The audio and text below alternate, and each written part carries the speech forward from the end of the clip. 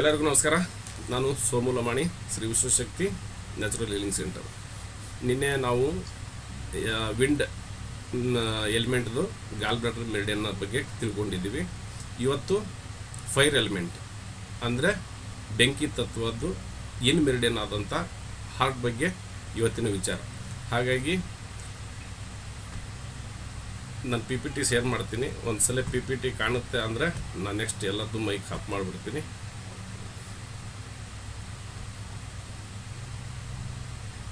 Okay, ಇವತ್ತು ನಾನು ಹೇಳಿದಾಗೆ ಇವತ್ತು ಡಿಸ್ಕಸ್ ಮಾಡ್ತಾ ಇರೋದು ಫೈರ್ ಎಲಿಮೆಂಟ್. ಫೈರ್ ಎಲಿಮೆಂಟ್ ಅಂದರೆ ನಾವು ಬೆಂಕಿ ತತ್ವವನ್ನು ರೆಪ್ರೆಸೆಂಟ್ ಮಾಡ್ತೀವಿ, ಅಂದರೆ ಅದಕ್ಕೆ ಹೋಲಿಸ್ತೀವಿ. ಫೈರ್ ಎಲಿಮೆಂಟ್ನಲ್ಲಿ ಎರಡು ಮೆರಿಡಿಯನ್ ಬರ್ತದೆ. ಒಂದು ಇನ್ ಮೆರಿಡಿಯನ್ನು, ಇನ್ನೊಂದು ಯಾಂಗ್ ಮೆರಿಡಿಯನ್. ಹೆಂಗೆ ಲಿವರ್ ಇನ್ ಮೆರಿಡಿಯನ್ ಆದರೆ ಗಾಲ್ ಬ್ಲಾಡರ್ ಯಾಂಗ್ ಮೆರಿಡಿಯನ್ ಆಗುತ್ತೋ, ಇಲ್ಲಿ ಕೂಡ ನಮಗೆ ಹೃದಯ, ನಮಗೆ ಒಳ್ಳೆ ಅತ್ಯದ್ಭುತವಾಗಿರ್ತಕ್ಕಂಥ ಮೆರಿಡಿಯನು ಮತ್ತು 24 ತಾಸು ಕೆಲಸ ಮಾಡೋ ಆರ್ಗನ್ ಇದು ಹೃದಯ. ಇದು ಇನ್ ಆರ್ಗನ್. ಇದು ಕೆಲಸ ಮಾಡಲಿಲ್ಲ ಅಂದರೆ ಮುಗಿತಲ್ಲಿ ಕತೆ. ನಾನು ಕ್ಲಾಸ್ ಮಾಡಲ್ಲ, ನೀವು ಕೇಳೋದಿಲ್ಲ, ಆ ಥರ ಇರ್ತದೆ. ಹಾಗಾಗಿ ಇದಕ್ಕೆ ನಾವು ಬಹಳ ಪ್ರಾಮುಖ್ಯತೆ ಕೊಡಬೇಕು. ಹಾರ್ಟಿಗೆ ಪ್ರಾಮುಖ್ಯತೆ ಏನೇನು ಕೊಡಬೇಕು ಅನ್ನೋದ ಮುಂದಿನ ಹೇಳ್ತೀನಿ. ಅದಕ್ಕೇನು ದುಡ್ಡು ಕೊಡಬೇಕಾಗಿಲ್ಲ. ನೀವು ಜಸ್ಟ್ ಒಂದು ಸ್ಮೈಲ್, ನಗು, ಎದುರುಗಡೆ ಸಿಕ್ಕಂಥ ಮನುಷ್ಯನ ಜೋಡಿ ಒಂದು ನಗು ಮುಖ ಮೀರಿ ಅವರಿಗೆ ಮಾತಾಡ್ಸೋದು. ಅದನ್ನು ಬಿಟ್ಟರೆ ನೀವೇನು ಮಾಡಬೇಕಾಗಿಲ್ಲ. ನಮ್ಮ ಹಾರ್ಟಿಗೆ ಏನಿರಬೇಕಂದ್ರೆ ಖುಷಿಯಾಗಿರ್ಬೇಕು. ಆ ಖುಷಿಯಾಗಿದ್ದಾಗ ಆ ಹಾರ್ಟು ನಿಮ್ಮನ್ನು ಚೆನ್ನಾಗಿ ನೋಡ್ಕೊತದೆ. ಯಾವಾಗಲೂ ಮುಖ ಗಂಟು ಹಾಕೊಳೋದು, ಎಲ್ಲರ ಜೊತೆ ಜಗಳ ಆಡೋದು, ಯಾವಾಗಲೂ ದುಃಖದಲ್ಲಿರೋದು, ದುಃಖವೇ ಕಾರಣ. ನಮ್ಮ ಎಲ್ಲ ಸಮಸ್ಯೆಗೆ ದುಃಖವೇ ಆಸೆಗೆ ಮೂಲ ಕಾರಣ ಅಂತೀವಲ್ಲ, ಅದೇ ಥರ ನಮ್ಮ ಹೃದಯಕ್ಕೆ ದುಃಖ ಅಂದರೆ ಆಗಬರಲ್ಲ. ನೋಡಿ, ಭಾಳ ಏನಾದರೂ ದುಃಖ ಆದರೆ ನಿಮಗೆ ಒಂದೇ ಒಂದು ಕಾಮಿಡಿ. ಯಾವ ಥರ ಕಾಮಿಡಿ ನೋಡ್ಬೇಕಂದ್ರೆ ಆ ದುಃಖ ಅನ್ನೋದು ನಿಮ್ಮ ಹತ್ರ ಬರಬಾರ್ದು. ಆ ಥರ ನೀವು ಒಂದು ಕಾಮಿಡಿ ಆಗಲಿ, ಇಲ್ಲ ಜನರ ಜೊತೆಗೆ, ನಿಮಗೆ ಯಾರಿಗಾರ ಜೊತೆ ಮಾತಾಡಿ ಅವ್ರ ಜೊತೆಗೆ ಮಾತಾಡಿದಾಗ ನನಗೆ ಖುಷಿ ಅನಿಸುತ್ತಂದರೆ ಅವ್ರ ಜೊತೆ ಮಾತಾಡಿ. ಇಲ್ಲ ನನಗೆ ಏನೋ ಒಂದು ಸ್ಪೋರ್ಟ್ಸ್ ಆಡಿದರೆ ಖುಷಿ ಬರುತ್ತಂದರೆ ಆವಾಗ ನೀವು ಸ್ಪೋರ್ಟ್ಸ್ ಆಡಿ. ಬಟ್ ನನ್ನ ಪ್ರಕಾರ ಹೃದಯ ಯಾವಾಗ ನಿಮಗೇನಾದರೂ ಸ್ವಲ್ಪ ಚುಚ್ಚಿದಂಗೆ ಆಗುತ್ತೆ, ನೋವು ಬರೋಂಗಾಗುತ್ತೆ, ಇಲ್ಲ ನಿಮಗೆ ಬೆವರು ಬರ್ತಾ ಇದೆ ಕಂಟಿನ್ಯೂಸ್ ಆಗಿ, ಇಲ್ಲ ಒಂಥರ ನಮ್ನೆಸ್ ಆಗ್ತಾ ಇದೆ ಅಂದರೆ ನೀವು ಫುಲ್ ಬೆಡ್ ರೆಸ್ಟ್ನಲ್ಲಿರ್ಬೇಕು. 72 ಗಂಟೆ ಕಾಲ ನೀವು ಬೆಡ್ ರೆಸ್ಟ್ನಲ್ಲಿದ್ದರೆ ನೀವು ನಿಮ್ಮ ಹಾರ್ಟನ್ನು ಮತ್ತೆ ಅದಕ್ಕೆ ಜೀವ ತುಂಬಿದಂಗೆ. ಕೆಲವೊಬ್ರು ನೋಡಿ, ನಾವು ಟಿ ವಿಯಲ್ಲೆಲ್ಲ ನೋಡಿರ್ತೀವಿ, ಹಾರ್ಟ್ ಅಟ್ಯಾಕ್ ಹೆಂಗಾಗುತ್ತೆ ಗೊತ್ತಾ? ನಗ್ತಾ ಇರ್ತಾರೆ, ಡ್ಯಾನ್ಸ್ ಮಾಡ್ತಾ ಇರ್ತಾರೆ, ಮಾಡ್ತಾ ಮಾಡ್ತಾ ಕುಸಿದು ಬಿದ್ದುಬಿಡ್ತಾರೆ. ಯಾಕೆ ಹೇಳಿ? ಯಾವುದೂ ಜಾಸ್ತಿ ಆಗಬಾರ್ದು, ದುಃಖನೂ ಜಾಸ್ತಿ ಆಗಬಾರ್ದು, ಖುಷಿನೂ ಜಾಸ್ತಿ ಆಗಬಾರ್ದು. ಅದಕ್ಕೆ ಕೆಲವ್ರು ಹೇಳ್ತಾರೆ, ಯಾರಿಗಾದ್ರೂ ಲಾಟ್ರಿ ಎತ್ತಿತ್ತಂದರೆ, ಇಲ್ಲ ಯಾರಿಗಾದ್ರೂ ಒಂದು ದೊಡ್ಡ ಪ್ರೈಸ್ ಬಂದಿತ್ತಂದರೆ, ಇಲ್ಲ ಯಾರಿಗಾದ್ರೂ ಒಂದು ದೊಡ್ಡ ಖುಷಿ ವಿಚಾರ ಏನೋ ಅವನಿಗೆ ಭಾಳ ವರ್ಷದಿಂದ ಅದ್ರ ಬಗ್ಗೆ ಅವನಿಗೆ ಕಾಳಜಿ ಇದ್ದಾಗ ಅದನ್ನು ಸಡನ್ನಾಗಿ ಹೇಳಬಾರ್ದು. ಏನೇ ಆಗಲಿ, ದುಃಖ ಆಗಲಿ ಸಂತೋಷವಾಗಲಿ, ಅದನ್ನು ಸಡನ್ನಾಗಿ ಹೇಳಿದಾಗ ಅವನಿಗೆ ಖುಷಿಯಾಗಿದ್ರೂ ಹಾರ್ಟ್ ಅಟ್ಯಾಕ್ ಆಗ್ಬೋದು, ಇಲ್ಲಾಂದರೆ ದುಃಖದಿಂದನೂ ಹಾರ್ಟ್ ಅಟ್ಯಾಕ್ ಆಗ್ಬೋದು. ಹಾಗಾಗಿ ಎಲ್ಲ ನಮ್ಮ ಮೆರಿಡಿಯನ್ಗಳಿಗೆ ಅದರದ್ದೇ ಆದಕ್ಕಂಥ ಭಾವನೆಗಳಿದ್ದಾವೆ. ಅವನ್ನೆಲ್ಲ ನಾವು ಅರ್ಥ ಮಾಡಿಕೊಂಡ್ರೆ ನಾವ್ಯಾರು ರೋಗಿಗಳಾಗಕ್ಕೆ ಚಾನ್ಸೇ ಇಲ್ಲ. ನಮಗೆ ನಾವೇ ಮಾಡ್ಕೊತೀವಿ. ಸುಮ್ಮನೆ ಸುಮ್ಮನೆ ಟೆನ್ಷನ್ ಮಾಡ್ಕೊಳೋದು. ನಾವು ಎಷ್ಟು ದುಡಿಬೇಕು ಅನ್ನೋದು ಕೆಲವೊಬ್ಬರು ಹೆಂಗೆ ಮಾಡ್ತಾರೆ. ಬಟ್ ದುಡಿಬಾರ್ದಂತಲ್ಲ. ಎಷ್ಟು 8 ಗಂಟೆ ಕೆಲಸ, 8 ಗಂಟೆ ನಿದ್ದೆ ಅಂತ ಹೇಳಿದ್ದಾರೆ. ಮತ್ತು ಸ್ವಲ್ಪ ಹೊತ್ತು ಸಮಯ ಫ್ಯಾಮ್ಲಿ ಜೊತೆ ಕಳೆದು. ನಾವು ಕೆಲಸ ಮಾಡ್ತಿದ್ದಲ್ಲ, ನಾನು ಈ ಕ್ಲಾಸ್ ಕೇಳೋದಕ್ಕಿಂತ ಮುಂಚೆ ಅವನ್ನೆಲ್ಲ ನಾನು ಒಂದು ಬೇರೆ ಕಾಂಟ್ರಾಕ್ಟರ್ ಕಡೆ, ರೋಡ್ ಕಾಂಟ್ರಾಕ್ಟರ್ ಕಡೆ ಕೆಲಸ ಮಾಡ್ತಾಯಿದ್ದೆ. ನಾನು ಸಂಡೇ ಬಂತಂದರೆ ರಜಾ ನಂದು. ಯಾಕಂದರೆ ಫ್ಯಾಮ್ಲಿಗೋಸ್ಕರ ಒಂದು ದಿವಸ ಮೀಸಲಿಡಬೇಕು. ಎಷ್ಟು ಕೋಟಿ ಬರುತ್ತಂದ್ರೂ ನಾವು ಸಂಡೇ ಹೋಗಂಗಿಲ್ಲ ಅಂತ ಮೊದಲೇ ಡಿಸೈಡ್ ಮಾಡಿಬಿಟ್ಟು ಕೆಲಸಕ್ಕೆ ಸೇರೋದು. ನನವೆಲ್ಲ ಕಂಡೀಷನ್ಸ್ ಅವ್ರು ಹಾಕೋದಕ್ಕಿಂತ ಮುಂಚೆ ನಾವು ಅವ್ರಿಗೆ ಕಂಡೀಷನ್ ಹಾಕ್ಬಿಡ್ತಿದ್ದೆ. ನಂದು 6 ಗಂಟೆಗೆ ಡ್ಯೂಟಿ ಕ್ಲೋಸ್. 6 ಗಂಟೆ ಮುಗಿದ್ಮೇಲೆ ಬಂದ ತಕ್ಷಣ ಒಂದು ಅರ್ಧ ಗಂಟೆ 1 ಗಂಟೆ ಊಟದ ಜೊತೆಗೆ ಆಟ ಆಡೋದು. ಒಂದು ಸಂಡೇ ಒಂದು ದಿವಸ ಅವ್ರ ಜೊತೆಗೆ ಪ್ರೀತಿಯಾಗಿ ಮಾತಾಡ್ಸೋದು. ನಮ್ಮ ಸಂಬಂಧಗಳು ಹೆಂಗಾಗಿದೆ ಅಂದರೆ ಮೊಬೈಲು ಟಿ ವಿ ಬಂದಮೇಲೆ ಬೆಲೆ ಇಲ್ಲ, ಯಾರು ಮಾತಾಡಲ್ಲ, ಎಲ್ಲೋ ಕೂತ್ಕೊಳ್ತೀವಿ. ಎಲ್ಲೋ ಒಂದು ಮೂಲೆಗೆ ನಮ್ಮ ಬೆಡ್ರೂಮ್ ಇತ್ತಂದರೆ 3 ಬೆಡ್ರೂಮ್ ಇದ್ದರೆ 3 ಬೆಡ್ರೂಮ್ನಲ್ಲಿ ಒಬ್ಬೊಬ್ಬರು ಕೂತ್ಕೊಂಡಿರ್ತೀವಿ ಮೊಬೈಲ್ ನೋಡ್ಕೊತ. ಯಾಕೆ ಹೇಳಿ, ಕಷ್ಟ ಸುಖ ಹಂಚ್ಕೊಳ್ತಾನೆ ಇಲ್ಲ ನಾವೆಲ್ಲ. ಹಾಗಾಗಿ ಒಬ್ಬಂಟಿಗರ ಜೀವನ ಆಗಿಬಿಟ್ಟಿದೆ. ಬಟ್ ನಾನು ನೋಡಿದ್ದು ಒಂದು 70% ಈ ಥರ ಕೇಸಸ್ ಭಾಳ ಇದೆ. 30% ಇರ್ಬೋದು, ಇಲ್ಲ ಎಲ್ಲರೂ ಫ್ಯಾಮ್ಲಿನ ಪ್ರೀತಿ ಮಾಡ್ಬೋದು, ಒಬ್ರಿಗೊಬ್ರು ಶೇರ್ ಮಾಡ್ಬೋದು. ಈ ಗಂಡ ಹೆಂಡ್ತಿದ್ದಾರಲ್ಲ, ಅವರು ಒಂದೊಂದು ವಿಚಾರವನ್ನು ಮುಚ್ಚಿಟ್ಕೋಬಾರ್ದು. ಪ್ರತಿಯೊಂದನ್ನು ಗಂಡ ಆದವರು ನಾನು ಈ ಥರ ಒಬ್ಬರಿಂದ ಹಣವನ್ನು ಕ್ರೆಡಿಟ್ ರೂಪದಲ್ಲಿ ಸಾಲದ ಮುಖಾಂತರ ತಗೊಂಬಂದಿದ್ದೀನಿ ಅಂತ ಹೆಂಡ್ತಿಗೆ ಹೇಳಬೇಕು. ಅದನ್ನು ನಾನು ಇಂಥವ್ರಿಗೆ ನಂದು ಇಷ್ಟು ಬಂದಿದೆ ಅಂತ ಹೇಳಬೇಕು. ಪ್ರತಿಯೊಂದು ಏನೇ ದುಡ್ಡಿನ ವಿಚಾರ ಅಂತಲ್ಲ, ನಾನು ಈ ಥರ ಆಯ್ತು ಇವತ್ತು, ಈ ಥರ ಯಾರೋ ಒಂದು ಸಮಸ್ಯೆ ಮಾಡಿದರು, ಆವಾಗ ಮನೇಲಿ ಏನಾಗುತ್ತೆ ಅಂದರೆ, ಇವತ್ತು ನನ್ನ ಗಂಡ ಬಂದಾಗ ಅವರು ಬೇಜಾರದಲ್ಲಿದ್ದಾರೆ, ಅವರಿಗೆ ನಾವು ಬೇರೆ ಒಂದು ವಿಚಾರದಲ್ಲಿ ಮತ್ತೆ ಅವರ ಮನಸ್ಸಿಗೆ ಒತ್ತಡ ಕೊಡಬಾರ್ದು. ಈ ಥರ ಮಾತಿನಲ್ಲಿ ಅಂಡರ್ಸ್ಟ್ಯಾಂಡಿಂಗ್ ಇರಬೇಕು. ಮಾತಿನಲ್ಲಿ ಅಂಡರ್ಸ್ಟ್ಯಾಂಡಿಂಗ್ ಇದ್ದರೆ ನಾವು ಯಾವುದೇ ಕಾರಣಕ್ಕೂ ಜಗಳಗಳು ಬರಲ್ಲ, ನೆಮ್ಮದಿ ಹಾಳಾಗೋದಿಲ್ಲ, ನಮ್ಮ ಮುಖ ಗಂಟಿರಲ್ಲ. ಹಾಗಾಗಿ ಎಲ್ಲರ ಜೊತೆಗೆ ಶೇರ್ ಮಾಡಿ. ಯಾರು ಪ್ರೀತಿ ಮಾಡ್ತಿರೋ ಮಕ್ಕಳನ್ನ ನೀವೀಗ ಪ್ರೀತಿ ಮಾಡಿದರೆ ಸಣ್ಣರಿರುತ್ತಾ, ಮುಂದೆ ಅವ್ರು ನಮ್ಮ ಜೊತೆಗೆ ಟೈಮ್ ಸ್ಪೆಂಡ್ ಮಾಡ್ತಾರೆ. ಹಾಗಾಗಿ ಎಲ್ಲರೂ ನಗ್ತಾ ಇರಿ, ನಗಿಸ್ತಾ ಇರಿ, ಮತ್ತು ಖುಷಿಯಾಗಿರಿ ಅಷ್ಟೇ. ಮುಖದಲ್ಲಿ ನಗು ಮುಖಾಂತರ ನೀವು ಅವನಿಗೆ ಮಾತಾಡಿಬಿಟ್ರೆ ಆವಾಗ ನೀವು ಅಲ್ಲಿ ಬರ್ತಕ್ಕಂಥ ನಿಮಗೇನೋ ಒಬ್ಬ ಮನುಷ್ಯ ಸಿಟ್ನಲ್ಲಿ ಬರ್ತಾನೆ ಇವನ ಜೊತೆಗೆ ಜಗಳ ಮಾಡ್ಬೇಕಂತ, ನೀವು ನಕ್ಕೊಂತ ಬಾರಣ್ಣ ಏನಾಯ್ತು ಹಿಂಗೆ. ಆದರೆ ಇಷ್ಟು ನೀವು ನಗ್ತಾ ಮಾತಾಡಿದಾಗ ಅವ್ನು ಕೂಲ್ ಆಗಿಬಿಡ್ತಾನೆ. ಆ ಒಂದು ನಗು ಅದಕ್ಕೆ ಅಂಥ ಶಕ್ತಿ ಇದೆ. ಹಾಗಾಗಿ ಇವತ್ತಿನ ವಿಚಾರ ಹೃದಯದ ಬಗ್ಗೆ ಮಾತಾಡೋಣ. ಹೃದಯ, ಹಾರ್ಟ್, ಮಾನವ ದೇಹದ ಅತ್ಯಂತ ಪ್ರಮುಖ ಅಂಗವಾಗಿದೆ. ಇದು ಎದೆಗೂಡಿನ ಮಧ್ಯಭಾಗದಲ್ಲಿ ಸ್ವಲ್ಪ ಎಡಭಾಗಕ್ಕೆ ವಾಲಿ ಇರುತ್ತದೆ. ಯಾವಾಗಲೂ ಸೆಂಟ್ರ್ ಎದೆನೋವು ಬಂತಂದರೆ, ಬಲಭಾಗ ಎದೆನೋವು ಬಂತಂದರೆ ಅಂಥ ಕ್ರಾನಿಕ್ ಆಗಿ ನಾವು ಅವರಿಗೆ ಟೆನ್ಷನ್ ತೊಗೋಬಾರ್ದು ಅಂತಿದ್ವಿ. ಅದೇ ಸ್ವಲ್ಪ ಎಡಭಾಗಕ್ಕೆ ನೋವು ಬಂದರೆ ಆದಷ್ಟು ನೀವು ರೆಸ್ಟ್ ಮಾಡಿ, ಇಲ್ಲಾಂದರೆ ಬೇರೆ ಥರದ್ದು ಒಂದು ಸ್ವಲ್ಪ ಚಿಕಿತ್ಸೆ ತಗೊಳ್ಳಿ ಅಂತ ಹೇಳ್ತೀವಿ. ಹಾಗಾಗಿ ಮಧ್ಯಭಾಗಕ್ಕೆ ಯಾರಿಗಾದರೂ ಜಾಸ್ತಿ ಪೇನ್ ಬರ್ತಾ ಇದೆ ನೋಡಿ, ನಾವು ಇನ್ನೊಂದು ಏನಾಗ್ಬಿಟ್ಟಿದೆ ಅಂದರೆ ಇತ್ತೀಚಿನ ದಿನಗಳಲ್ಲಿ ಹಾರ್ಟ್ ಪೇನ್ ಬಂದ್ರೂ ಗ್ಯಾಸ್ಟ್ರಿಕ್ ಅಂತ ಆಲಸ್ಯ ಮಾಡ್ತೀವಿ. ಅದು ಗ್ಯಾಸ್ಟ್ರಿಕ್ ಆಗಿರ್ಬೋದು, ಮತ್ತೊಂದಾಗಿರ್ಬೋದು. ಬಟ್ ನಾವು ಒಂದು ಅರ್ಧ ಗಂಟೆ ಅದನ್ನು ನಾವು ತಿಳ್ಕೊಂಡ್ರೆ ನಮ್ಮದೇನು ಸಮಸ್ಯೆ ಆಗೋದಿಲ್ಲ.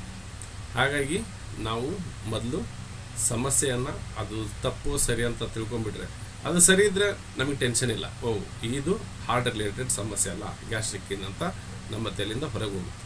ಹಾಗಾಗಿ ಯಾವುದೇ ಒಂದು ಸಮಸ್ಯೆ ಇರಲಿ ಅದನ್ನು ಹಾರ್ಟ್ ಬಗ್ಗೆ ನೆಗ್ಲಿಜೆನ್ಸಿ ಮಾಡಬೇಡಿ. ಹೃದಯವು ಒಂದು ಶಕ್ತಿಯುತ ಸ್ನಾಯು, ಮಸ್ಕ್ಯುಲರ್ ಪಂಪ್ ಆಗಿದ್ದು ದಿನದ 24 ಗಂಟೆಯು ನಿರಂತರವಾಗಿ ರಕ್ತವನ್ನು ದೇಹದ ಪ್ರತಿಯೊಂದು ಭಾಗಕ್ಕೂ ಪಂಪ್ ಮಾಡುತ್ತದೆ. ಹೃದಯದ ಮೂಲ ಮಾಹಿತಿ ಏನಿದೆ, ಹಾರ್ಟ್ ಇದು ಬಂದ್ಬಿಟ್ಟು ಎಲಿಮೆಂಟ್, ಫೈರ್ ಎಲಿಮೆಂಟ್, ಅಗ್ನಿ ತತ್ವ ಅಂತ ಹೇಳಿದ್ವಿ, ಬೆಂಕಿ. ಇದು ಇನ್ ಆರ್ಗನ್. ಮತ್ತು ಇದರ ಪೇರ್ ಆರ್ಗನ್ ಬಂದ್ಬಿಟ್ಟು ಸ್ಮಾಲ್ ಇಂಟೆಸ್ಟೈನ್, ಸಣ್ಣ ಕರಳು. ಇದಕ್ಕೆ ಏನು ಬೇಕು, ಎಮೋಷನ್ ಏನಿದೆ, ಸಂತೋಷವಾಗಿರ್ಬೇಕು. ಇದಕ್ಕೆ ಹಾರ್ಟ್ದು ಎಮೋಷನ್ ಏನಂದರೆ ಸಂತೋಷವಾಗಿರಬೇಕು. ಸೆನ್ಸ್ ಆರ್ಗನ್ ಯಾವುದಂದರೆ ನಾಲಿಗೆ, ಟಂಗ್. ಮತ್ತು ಕಲರ್ ರೆಡ್, ಇದಕ್ಕೆ ಬ್ಲಡ್ಡಿಗೆ ಕೆಂಪು ಕಲರ್ ಕೊಡೋದೇ ನಮ್ಮ ಹಾರ್ಟು. ಹಾಗಾಗಿ ಎಲ್ಲರೂ ಲವ್ ಲೆಟರು ಕೊಡಬೇಕಾದ್ರೆ ಹಾರ್ಟ್ ಚಿತ್ರ ಕೊಡ್ತಾರೆ, ಅದಕ್ಕೆ ರೆಡ್ ಮಾರ್ಕ್ ಹಾಕ್ತಾರೆ. ಅದ್ರ ಉದ್ದೇಶ ಬ್ಲಡ್ ಅಂದರೆ ಅದಕ್ಕೆ ಕಲರ್ ಕೊಡೋದೇ ಹಾರ್ಟು. ಮತ್ತು ಸೀಸನ್ ಯಾವುದಂದರೆ ಬೇಸಿಗೆ ಸೀಸನ್. ಯಾಕೆ ಬೇಸಿಗೆ ಅಂದರೆ ಇದು ಫೈರ್ ಎಲಿಮೆಂಟ್ ಆಗಿರೋದ್ರಿಂದ ಅದಕ್ಕೆ ಕೋರ್ಲೇಟ್ ಮಾಡಿದ್ದೀವಿ. ಹಾರ್ಟ್ ಇನ್ ಅಥವಾ ಯಾಂಗ್ ಅಂದರೆ ಹಾರ್ಟ್ ಇನ್ ಆರ್ಗನ್, ಸ್ಮಾಲ್ ಇಂಟೆಸ್ಟೈನ್ ಬಂದ್ಬಿಟ್ಟು Yang organ. Heart meridian yin meridian ಆಗಿದ್ದು ಸ್ಮಾಲ್ ಇಂಟೆಸ್ಟೈನ್ ಯಾಂಗ್ ಮೆರಿಡಿಯನ್ ಇರ್ತದೆ. ಮತ್ತು ಹೃದಯ ಬಡಿತ, ಹೃದಯಾಘಾತ, ಹೃದಯ ಬ್ಲಾಕೇಜ್ ಮತ್ತು ಹಾರ್ಟ್ ಮೆರಿಡಿಯನ್ನ ಇವು ಸಮಸ್ಯೆಗಳು. ಜಾಸ್ತಿ ಬರೋ ಸಮಸ್ಯೆಗಳು ಏನಂದರೆ ಕೆಲವರಿಗೆ ಹೃದಯ ಹಾರ್ಟ್ ಬ್ಲಾಕೇಜ್ ಅಂತೀವಲ್ಲ ಅದು ಬರುತ್ತೆ, ಕೆಲವರಿಗೆ ಹೃದಯಾಘಾತ ಆಗ್ತದೆ, ಮತ್ತು ಕೆಲವರಿಗೆ ಹೃದಯ ಬಡಿತ ಜಾಸ್ತಿ ಇರ್ತದೆ. ಕೆಲವೊಬ್ರು ನೋಡಿ ಪಲ್ಪಿಟೇಷನ್ ಜಾಸ್ತಿ ಇರುತ್ತೆ, ಸ್ವಲ್ಪ ಅಡ್ಡಾಡಿ ಬಂದ್ರೆ ಆಯ್ತು ಇಲ್ಲ ಸುಮ್ಮನೆ ಕೂತ್ಕೊಂಡಲ್ಲಿ ಪಲ್ಪಿಟೇಷನ್ನು ಬಡಿತಾ ಇರ್ತದೆ, ಬಾಜು ಕುಂತರಿಗೆ ಸಹಿತ ಗೊತ್ತಾಗ್ತಿರ್ತದೆ. ಹಾಗಾಗಿ ಈ ಥರ ಸಮಸ್ಯೆಗಳು ಹಾರ್ಟ್ನಲ್ಲಿ ಬರ್ತವೆ. ಹೃದಯವು 1 ನಿಮಿಷಕ್ಕೆ ಎಷ್ಟು ಬಾರಿ ಬಡಿತವಾಗುತ್ತದೆ ನೋಡಿ. ನಮ್ಮ ಹೃದಯ 1 ನಿಮಿಷಕ್ಕೆ ಎಷ್ಟು ಬಾರಿ ಬಡ್ಕೋಬೇಕಂತ ಕೊಟ್ಟಿದ್ದೀವಿ. ಆರೋಗ್ಯವಂತ ವ್ಯಕ್ತಿಯಲ್ಲಿ ಸಾಮಾನ್ಯವಾಗಿ 60ರಿಂದ 100 ಬಾರಿ 1 ನಿಮಿಷಕ್ಕೆ ಪಡ್ಕೋಬೇಕು. ಇದನ್ನು ನಾರ್ಮಲ್ ಹಾರ್ಟ್ ರೇಟ್ ಅಂತ ಕರೀತಾರೆ. ನೀವು BP ಚೆಕ್ ಮಾಡೋಕೆ ಹೋಗ್ತೀರಲ್ಲ, BP ಚೆಕ್ ಮಾಡೋಕೆ ಹೋದಾಗ BP ಚೆಕ್ ಮಾಡ್ತಾರೆ. ಏನಂದರೆ ನಿಮ್ಮದು 60ರಿಂದ 100 ಬಾರಿ ಅದು ಬಡ್ಕೊತಾ ಇದ್ದರೆ ನಿಮ್ಮದು ನಾರ್ಮಲ್ ಅಂತ ಇರ್ತದೆ. ಇಲ್ಲಿ ವಯಸ್ಸಿನವರಿಗೆ ಕೊಟ್ಟಿದ್ದೀವಿ. ಅಡಲ್ಟ್ನರಿಗೆ ಅಂದರೆ ಎಷ್ಟಿರಬೇಕು ಹಾರ್ಟ್ ಬೀಟು, ಅಥ್ಲೆಟಿಕ್ ಆಡೋರಿಗೆ ಅಂದರೆ ಸ್ಪೋರ್ಟ್ಸ್ ಮ್ಯಾನ್ ಮಾಡೋರಿಗೆ ಎಷ್ಟಿರಬೇಕು, ಚೈಲ್ಡ್ ಮಕ್ಕಳಲ್ಲಿ ಎಷ್ಟಿರಬೇಕು ಅಂದರೆ ಹೊಸ ಹುಟ್ಟಿದ ಮಗುಗೆ ಎಷ್ಟಿರಬೇಕಂತ. ಅಡಲ್ಟ್ನಲ್ಲಿ 60ರಿಂದ 100 ಇರಬೇಕು. ಅಥ್ಲೆಟಿಕ್ ಆಡೋರು ಮನುಷ್ಯನಿಗೆ 50ರಿಂದ 60 ಇರ್ತದೆ. ಚೈಲ್ಡ್ ಅಂದರೆ ಮಕ್ಕಳಿಗೆ 70ರಿಂದ 120 ಇರ್ತದೆ. ನ್ಯೂ ಬಾರ್ನ್ ಆಗ ಹುಟ್ಟಿದ ಮಗುಗೆ 100ರಿಂದ 160 ಎದೆ ಬಡಿತ 1 ನಿಮಿಷಕ್ಕೆ ಇರ್ತದೆ. ಹಾಗಾಗಿ ಇವೆಲ್ಲ ನಿಮಗೆ ಇರಬೇಕಂತ ನಾನು PPT ರೆಡಿ ಮಾಡಿರೋ ಉದ್ದೇಶ ಏನಂದರೆ ಪ್ರತಿಯೊಬ್ಬರಿಗೂ ಗೊತ್ತಿರಬೇಕು. ಹೌದು ಹೃದಯ ಅಂತ ತಿಳ್ಕೊಂಡ್ರಿ. ಯಾರೋ ಒಬ್ಬರು ಕ್ವಶನ್ ಮಾಡಿದರೆ ಎಷ್ಟು ಸಲ ಹೊಡ್ಕೊತದ್ದು 1 ನಿಮಿಷಕ್ಕೆ ಅಂತ ಯಾರು ಕ್ವಶನ್ ಮಾಡ್ತಾರಲ್ಲ, ಏನಪ್ಪ ನೀನು ತಿಳ್ಕೊಂಡಿದ್ಯಾ ಹೃದಯ ಸರ್ ಹಿಂಗೆ ನಿಮ್ಮ ಹಾರ್ಟ್ ಬ್ಲಾಕೇಜ್ ಇದಕ್ಕಾಗುತ್ತೆ ಸರ್ ಅದಕ್ಕಾಗುತ್ತೆ ಅಂತ ಹೇಳ್ತೀರ. ಆವಾಗ ಒಂದು ಕ್ವಶನ್ ಕೇಳಿದರೆ ನಮಗೆ ಅದು ಆನ್ಸರ್ ಮಾಡೋಂಗಿರ್ಬೇಕು. ಅದಕ್ಕೆ ನಾನು PPT ರೆಡಿ ಮಾಡಬೇಕಾದ್ರೆ ಏನೇ ಒಂದು ಮಾಡಬೇಕಾದ್ರೆ ಇನ್ ಡೀಟೇಲ್ ಆಗಿ ರೆಡಿ ಮಾಡ್ತಿರ್ತೀನಿ. ಓಕೆ, ಮತ್ತು ಇದಕ್ಕಿಂತ ಏನಾದರೂ ಜಾಸ್ತಿ ಇದ್ದರೆ ತಿಳಿಸಿ ಯಾಡನ್ ಮಾಡೋಣ, ತೊಂದರೆ ಇಲ್ಲ. ಎಲ್ಲರಿಗೂ ಗೊತ್ತಾಗಬೇಕು ಹೃದಯವು 1 ದಿನಕ್ಕೆ ಎಷ್ಟು ಬಾರಿ ಬಡಿತವಾಗುತ್ತದೆ. ಸರಾಸರಿ 70 × 60 × 24 ಗಂಟೆ ಮಾಡಿದರೆ = 1 ಬಿಡಿ 10 100 1000 10,000 ಲಕ್ಷ 1 ಲಕ್ಷ ಬಾರಿ 1 ದಿನಕ್ಕೆ ಹೊಡಿತದೆ. ಗೊತ್ತಾಯ್ತರ? ಈಗ ನಮ್ಮ ಹೃದಯ 60ರಿಂದ 100 ಇತ್ತಂದರೆ ಸರಾಸರಿ ತಗೊಂಡ್ರೆ ಸುಮಾರು 1 ಲಕ್ಷ ಬಾರಿ ನಮ್ಮ ಹಾರ್ಟ್ ಬೀಟು 1 ದಿನಕ್ಕೆ ಪಲ್ಪಿಟೇಷನ್ ಮಾಡ್ತದೆ. ಹೃದಯದ ಮುಖ್ಯ ಕೆಲಸ ಏನು? ಹೌದು, ಈಗ ಹೃದಯ ಏನು ಕೆಲಸ ಮಾಡ್ತದೆ ಅಂತ ಗೊತ್ತಾಗಬೇಕಲ್ಲ ನಿಮಗೆ. ಹೃದಯದ ಮುಖ್ಯ ಕೆಲಸ ಬಂದ್ಬಿಟ್ಟು ಹೃದಯವು ದೇಹದ ಪಂಪಿಂಗ್ ಕೆಲಸ ಮಾಡ್ತದೆ. ಅಲ್ಲಿ ರಕ್ತವನ್ನು ಪಂಪ್ ಮಾಡೋದು, ಆಮ್ಲಜನಕವನ್ನು ಕಳಿಸೋದು, ಮತ್ತು ಪೋಷಕಾಂಶಗಳನ್ನು ತಲುಪಿಸೋದು, ತ್ಯಾಜ್ಯ ವಸ್ತುಗಳನ್ನು ಸಂಗ್ರಹಿಸೋದು. ಇದು ಹೃದಯ ಮಾಡ್ತಕ್ಕಂಥ ಮುಖ್ಯ ಕೆಲಸಗಳು. ಹೃದಯಕ್ಕೆ ರಕ್ತವನ್ನು ಯಾರು ಕೊಡ್ತಾರೆ? ಇದು ಬೇಕಲ್ಲ ಹೃದಯಕ್ಕಂತರೂ. ಓಕೆ, ಹೃದಯ ರಕ್ತ ಬರುತ್ತೆ, ಅದು ಬ್ಲಡ್ ಆಯಿತು, ಕೆಂಪು ಬ್ಲಡ್ ಕಲರ್ ಆಯಿತು. ಇದಕ್ಕೆ ಯಾರು ಕೊಡ್ತಾರೆ? ಕಾರ್ನರಿ ಆರ್ಟರೀಸ್ ಅಂತ ಹೃದಯ ಮೇಲಿರುವ ವಿಶೇಷ ರಕ್ತನಾಳಗಳು, ಮುಖ್ಯವಾಗಿ ಲೆಫ್ಟ್ ಕಾರ್ನರಿ ಆರ್ಟರಿ, ರೈಟ್ ಕಾರ್ನರಿ ಆರ್ಟರಿ, ಇವೆರಡು ಕೆಲಸ ಮಾಡ್ತದೆ. ಕೆಲವೊಬ್ಬರಿಗೆ ಹಾರ್ಟ್ ಬ್ಲಾಕೇಜ್ ಯಾಕೆ ಬರ್ತದೆ ಅಂತ ಗೊತ್ತಿರಲ್ಲ. ಯಾಕಂದರೆ ಮೆಡಿಕಲ್ ಈಗೆಲ್ಲ ಏನು ಮಾಡ್ತೀವಿ ಅಂದರೆ ಡಾಕ್ಟ್ರ್ ಹೇಳಿದ್ದನ್ನು ಇಲ್ಲ ಹೀಲರ್ ಹೇಳಿದ್ದನ್ನು ಕೇಳ್ತಾರೆ. ಸಾಮಾನ್ಯ ಜನರಿಗೆ ಏನು ಗೊತ್ತಾ, ಅವ್ರ ಸಮಸ್ಯೆ ಏನಿದೆ ಅಂತ ನಮ್ಮ ಹತ್ರ ಹೇಳ್ಕೊತಾರೆ. ಹೀಲರ್ ಹತ್ರ ಆಗಿರ್ಬೋದು, ಡಾಕ್ಟ್ರ್ ಹತ್ರ ಆಗಿರ್ಬೋದು. ಅವರು ಬಂದ ಕೂಡಲೇ ನಾವು ಅವರಿಗೆ ಸ್ಪಂದನೆ ಮಾಡಿ ಇದು ಇದಕ್ಕೆ ಆಗಿದೆ ಅಂತ ಅಂದಾಗ ಅವರು ಅದನ್ನು ಪ್ರಿಕಾಷನ್ಸ್ ತೊಗೊತಾರೆ. ಯಾಕೆ ನಾನು ಒಂದು ಮನುಷ್ಯನಿಗೆ ಎಲ್ಲ ರಿಪೋರ್ಟನ್ನು ಅವ್ರಿಗೆ ಡೀಟೇಲ್ ಆಗಿ ಕಳಿಸ್ತೀನಿ ನಾನು ನಾಲಿಗೆ ನೋಡಿದಾಗ ಅಂದಾಗ ಅವರಿಗೆ ಸ್ಪ್ಲೀನ್ ಡಿಫಿಷಿಯನ್ಸಿ ಸಿ ಡಿಫಿಷಿಯನ್ಸಿ ಆಗಿದೋ, ಸ್ಟಮಕ್ ಡಿಫಿಷಿಯನ್ಸಿ ಆಗಿದೋ, ಅಥವಾ ಲಿವರ್ ಡಿಫಿಷಿಯನ್ಸಿ ಆಗಿದೆ ಅಂತ ಅವ್ರಿಗೆ ಗೊತ್ತಾಗಬೇಕು. ಆ ಲಿವರ್ ಡಿಫಿಷಿಯನ್ಸಿ ಇದೆ ಅಂದರೆ ಏನು ಮಾಡಬೇಕು, ಯಾವ ಥರ ಇರಬೇಕು, ಯಾವ ಥರ ಲೈಫ್ ಸ್ಟೈಲ್ ಮಾಡ್ಕೋಬೇಕು, ಯಾವ ಥರ ಊಟವನ್ನು ಮಾಡಬೇಕಂತ ಅವರಿಗೆ ಗೊತ್ತಾಗಬೇಕು. ಅದಕ್ಕೋಸ್ಕರ ಈಗ ಬಂದ ತಕ್ಷಣವೇ ನಿಮ್ಮದು ಸ್ಟಮಕ್ ಸ್ಟ್ರೆಂಥನ್ ಇಲ್ಲ, ST36 ಹಾಕಿದ್ರಿ, ಅವನಿಗೇನು ಗೊತ್ತಾಯಿತು? ಸ್ಟಮಕ್ ಹಾಳಾಗಿದೆ ಅಂತ ಪಾಯಿಂಟ್ ಹಾಕಿದ್ರು, ಅಥವಾ ಲಿವರ್ ಹಾಳಾಗಿದೆ ಅಂತ ಪಾಯಿಂಟ್ ಹಾಕಿದ್ರು, ಅಥವಾ ಹಾರ್ಟ್ ಹಾಳಾಗಿದೆ ಅಂತ ಪಾಯಿಂಟ್ ಹಾಕಿದ್ರು. ಏನು ಗೊತ್ತಿಲ್ಲದಂಗೆ ನಾವು ಪಾಯಿಂಟು ಹಾಕೋದು ಇದು ದೊಡ್ಡ ತಪ್ಪು. ಅದಕ್ಕೆ ನಾವು ತಿಳಿದಂಥವರು ತಿಳಿಸಿ ಹೇಳಬೇಕು, ನೋಡಪ್ಪ ನೀನು ಸರಿಯಾದ ಟೈಮಿಗೆ ಊಟ ಮಾಡು, ಸರಿಯಾದ ಟೈಮಿಗೆ ಊಟ ಆಗಿ ನೀನು ಕರೆಕ್ಟಾಗಿ ಫಿಸಿಕಲಾಗಿ ಆ್ಯಕ್ಟಿವಿಟಿ ಮಾಡಿದರೆ ನಿಂದು ತಿಂದಿರ್ತಕ್ಕಂಥ ಫುಡ್ಡು ಡೈಜೆಷನ್ ಆಗುತ್ತೆ, ಜೀರ್ಣಕ್ರಿಯೆ ಆಗ್ತದೆ. ಆವಾಗ ಕಫ ಆಗಿ ಕನ್ವರ್ಟ್ ಆಗಲ್ಲ, ಅದು ಎನರ್ಜಿ ಆಗಿ ಕನ್ವರ್ಟ್ ಆಗ್ತದೆ. ಈ ಥರ ನಾವು ತಿಳಿಸಿ ಹೇಳಿದಾಗ ಅವನು ಹೌದು, ನಾನು ಮೊನ್ನೆ ಹೋದಾಗ ಅವರು ಈ ಥರ ಹೇಳಿದರು, ಊಟ ಮಾಡಿದ ತಕ್ಷಣ ನೋಡಿ, ಯಾವಾಗಲೂ ಊಟ ಮಾಡ್ತೀವಲ್ಲ, ಕೆಲವೊಬ್ಬರು ಗಂಟ್ಲವರೆಗೂ ತಿಂತಾರೆ, ಅದು ತಪ್ಪು. 70% ಮಾತ್ರ ನಾವು ಊಟ ಮಾಡಬೇಕು, ಇನ್ನು 30% ಖಾಲಿ ಇರಬೇಕು. ಖಾಲಿ ಇದ್ದಾಗ ಅಲ್ಲಿ ನಮ್ಮ ಸ್ಟಮಕ್ಕು ಪಂಪಿಂಗ್ ಥರ ಆಗುತ್ತೆ. ಡೈಜೆಷನ್ ಆಗಬೇಕಾದ್ರೆ ಕೆಲವೊಂದು ಇದರಲ್ಲಿ ಅದಕ್ಕೇನು ಹಲ್ಲಿರಲ್ಲ, ಜೀರ್ಣಕ್ರಿಯೆ ಮಾಡಬೇಕಾದ್ರೆ ಹೊಟ್ಟೆಗೇನು ಹಲ್ಲಿರಲ್ಲ, ಅದು ಒಂಥರ ಅಲ್ಲಿ ಪಂಪಿಂಗ್ ಟೈಪ್ ಆಗಿಬಿಟ್ಟು ಡೈಜೆಷನ್ ಆಗೋದ್ರಿಂದ ನೀವು ಅದ್ರ ತಕ್ಕಂಗೆ ಫಿಸಿಕಲ್ ಆ್ಯಕ್ಟಿವಿಟೀಸ್ ಭಾಳ ಇಂಪಾರ್ಟೆಂಟ್. ಆ ರೋಗಿ ನೆಕ್ಸ್ಟು ಸ್ವಲ್ಪ ಊಟ ಮಾಡಿದ ಮೇಲೆ ಒಂದು 10-15 ನಿಮಿಷನೋ 20 ನಿಮಿಷ ವಾಕ್ ಮಾಡ್ತಾನೆ.